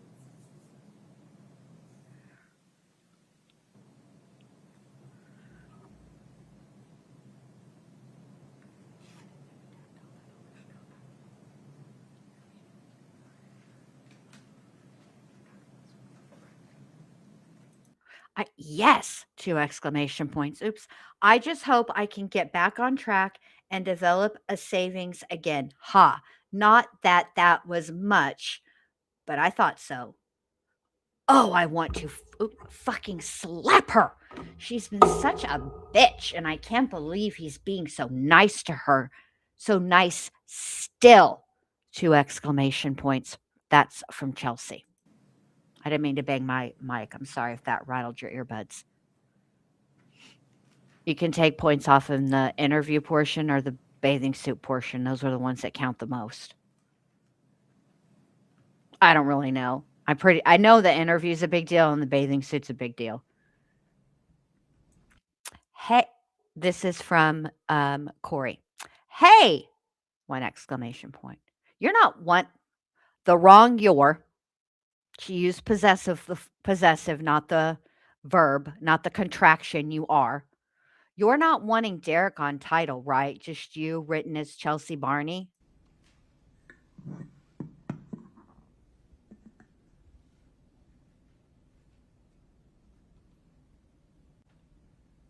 Correct. I'm waiting for CU to transfer the rest of my money into my MACU account and I will send it right over. I have to tell you how this lady was at the bank about me depositing my cash. That's from Chelsea.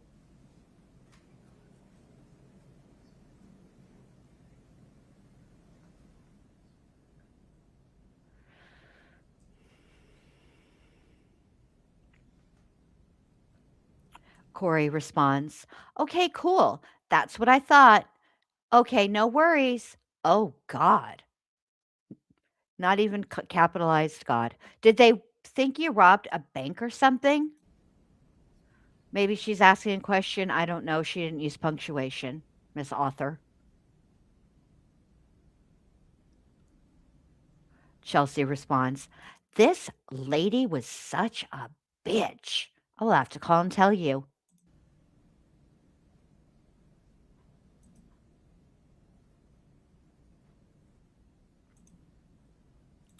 One sec. I'm finishing volunteering at the school. Give me 15. Kouri replies. Chelsea replies, what's your bank?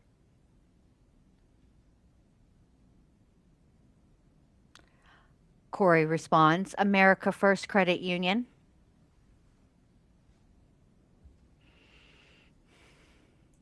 Okay, Chelsea responds, okay, IDK, I don't know if my bank is weird or what, but it sent you 2 trial deposits. When you get them, let me know the amount they both are that they sent. Then I can send the rest.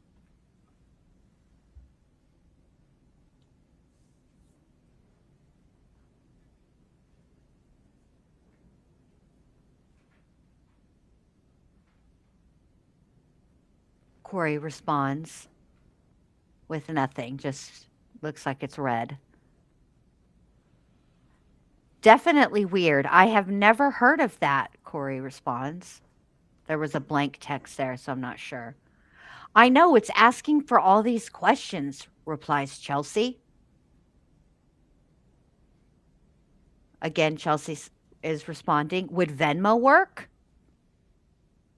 No, Kouri responds, no, you can't Venmo that much. Venmo maxes out at 5K. Did you go into your bank and do it? Chelsea replies, no, I was trying to do it online. Will I have to go in? Kouri responds, yes, if you can. It's so much easier, 2 exclamation points. Chelsea says, okay, hi, just ask when Derek is home because Burks is sleeping. Then I will go in. Ha, sorry, friend. Kouri says, ha, ha, ha. No biggie. 3 exclamation points. Chelsea says, holy shit, I did it. No, she says, it's spelt wrong. It's weird. Holy shit, I did it. Uh-oh, I've messed around too long. Hold on. All right. Holy shit, I did it. You will get 2. CCU will be 18,300 and MACU will be 26,700. 3 exclamation points. Wahoo! 3 exclamation points from Chelsea.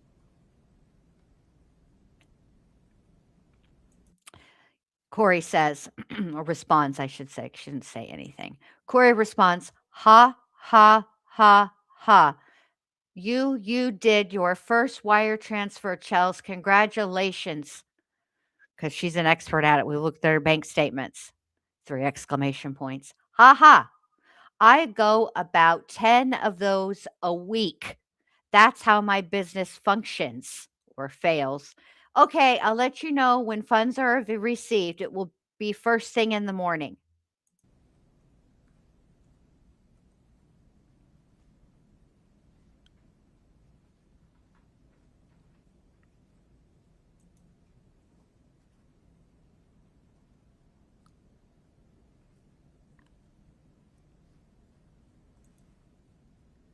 Jesus, responds Chelsea. That was so difficult for me. 3 exclamation points. Ha ha. But now I know what to do if I ever have to do it again. Okay, thanks, friend.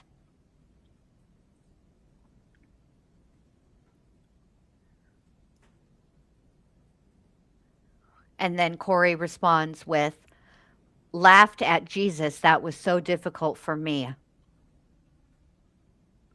Then she writes again, forgot to text you. Wires received this morning. Are you working Saturday? Chelsea says, yay. Yes, I'm working Saturday.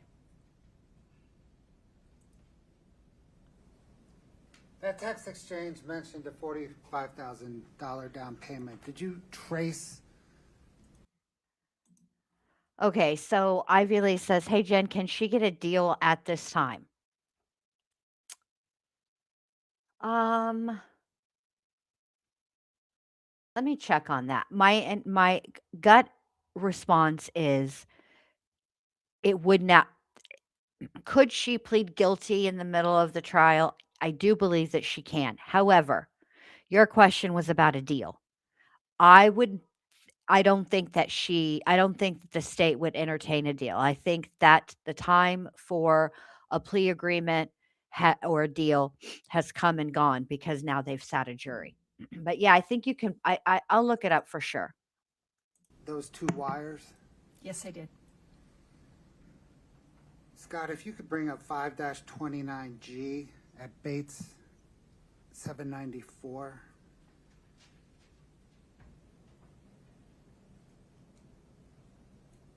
Your Honor, this has already been admitted. D or G? G. Is that correct, Brittany? Okay. Go ahead. Ms. Carrington, what is this again? This is the Kouri Richins Realty account statement 6577 for January of 2022 from America First Credit Union. And when you traced those 2 wires totaling $45,000, did they land in this account? Yes, they did. Can you please show us where? Sure. Scott, can we do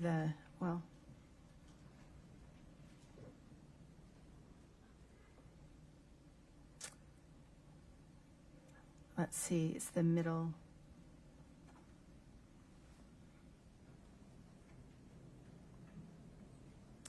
We need to go down a little bit to like the 11th.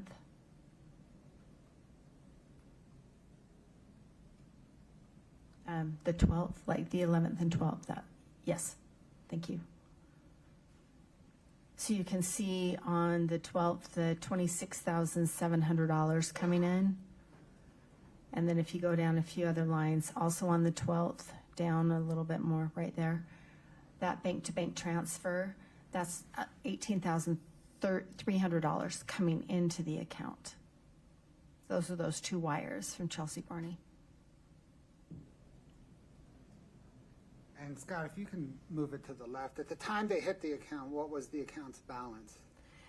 It was in the negative $1,996.68. Did you then trace the funds from this account? I did. Can you please show us what happened to that money? Well, the majority of it, well, a lot of it, almost half, went to the family account, the $19,299 on the 12th, that middle transaction. That went to the family account, the 2204 that says Eric Richins, that's the joint checking account that Eric and Kouri Richins used for family expenses. Your Honor, can we just have a continuing objection to this whole line on the same grounds? Please proceed, Mr. Bloodworth. And, sorry. And then also, there were, she paid debt payments. Okay, so the $19,300 went out, and then how long did it take her to deplete the rest of that $45,000? Well, we have to account for another $9,000 that came into the account, but it was gone within a few days. Did any of it go to a mortgage on the Barney home? No. What did it go to?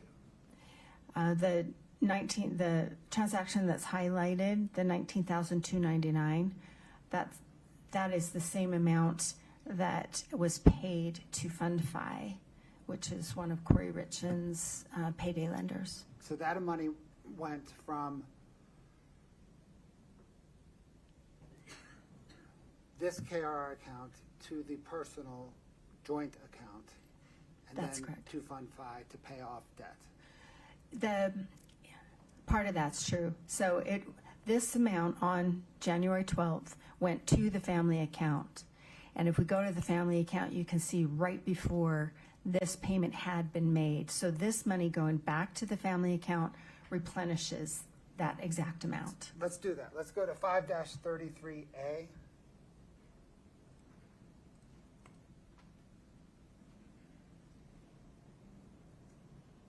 Do you recognize that document? I do. What is that? This is the America First Credit Union statement of the family account 2204 of February of 2022, which includes the January 22 transactions. And this is in response to a prosecution subpoena. Your Honor, the state moves to admit 5-33A. Same objections. 533A is admitted. Can you show us on this account that 19,299 transaction you were just referencing? Yes, Scott, I think it's on the second page, yes. Thank you. So you can see on January 10th, a bank-to-bank transfer of $19,299. So that came out of the family account. And I know from tracing this, that went to FundFi for Kouri Richins. And FundFi was one of her payday lenders? Yes. Scott, can I get exhibit 5-30, please?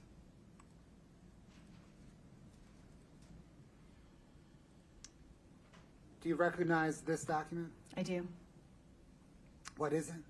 This is the information from America First Credit Union that details the incoming wire or the outgoing wire, and it was returned in response to a prosecution subpoena. Your Honor, the state moves to admit 5-30.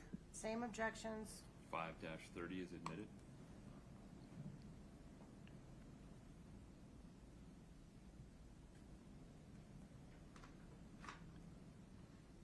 And what information does this present?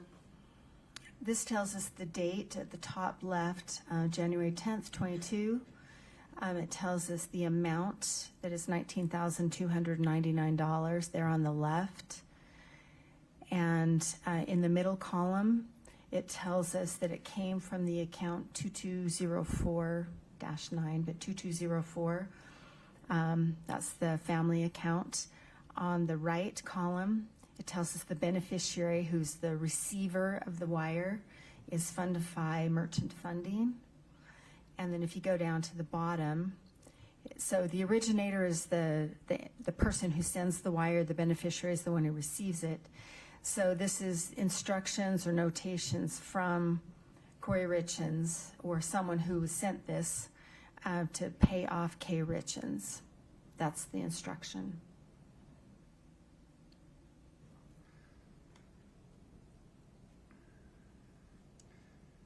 let's go back to the loans for a minute.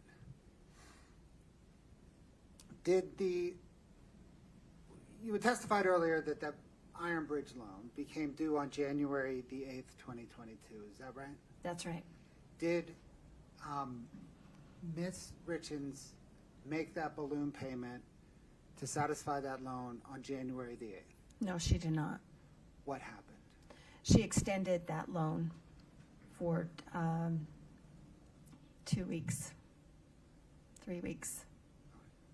She extended the loan, giving her more time to pay it. And during that time, was she trying to get a new loan from Excel Financial? That's true, yes. Why did she submit so many bank statements to Excel Financial? Object to speculation. Did you review her correspondence with Excel Financial? I did. Did that correspondence explain why she submitted so many bank statements to Excel Financial? Yes. Why did she submit so many bank statements to Excel Financial? Well, initially, the loan was in her name, just Kouri Richins at K. Richins Realty, and she had some bank account statements were submitted for that. And then as the underwriting process went forward, they asked for a co-signer. And so that's when the operating agreement that now showed Doreen Kouri with some ownership of K. Richins Realty, when that was submitted, and also bank account statements were submitted for that. And then another stage where they needed to show a specific amount in a bank account statement in order to close. And the loan then became Doreen Kouri's loan as the principal of K. Richins Realty.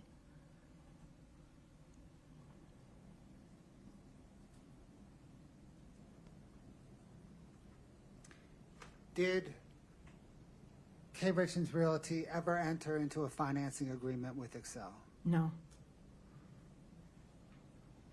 What then happened with the Iron Bridge loan once it was extended once? It remained unpaid, and it was extended again to March 8th, 2022. Thank you, ma'am. Your Honor, this may be a good point to break. Any objection, Ms. Nestor? No, sir. 1240 reasonable, Mr. Bloodworth? Yes, sir. Ms. Nestor? Yes, sir. Ladies and gentlemen of the jury, normal instructions. Please don't talk about the case. You'll have access to your devices, and so please be careful to not read, watch, or listen to any report about the case from any source. Please don't do any research about the case. You're welcome to talk to each other about all kinds of other things, but not this case. Please rise for the jury.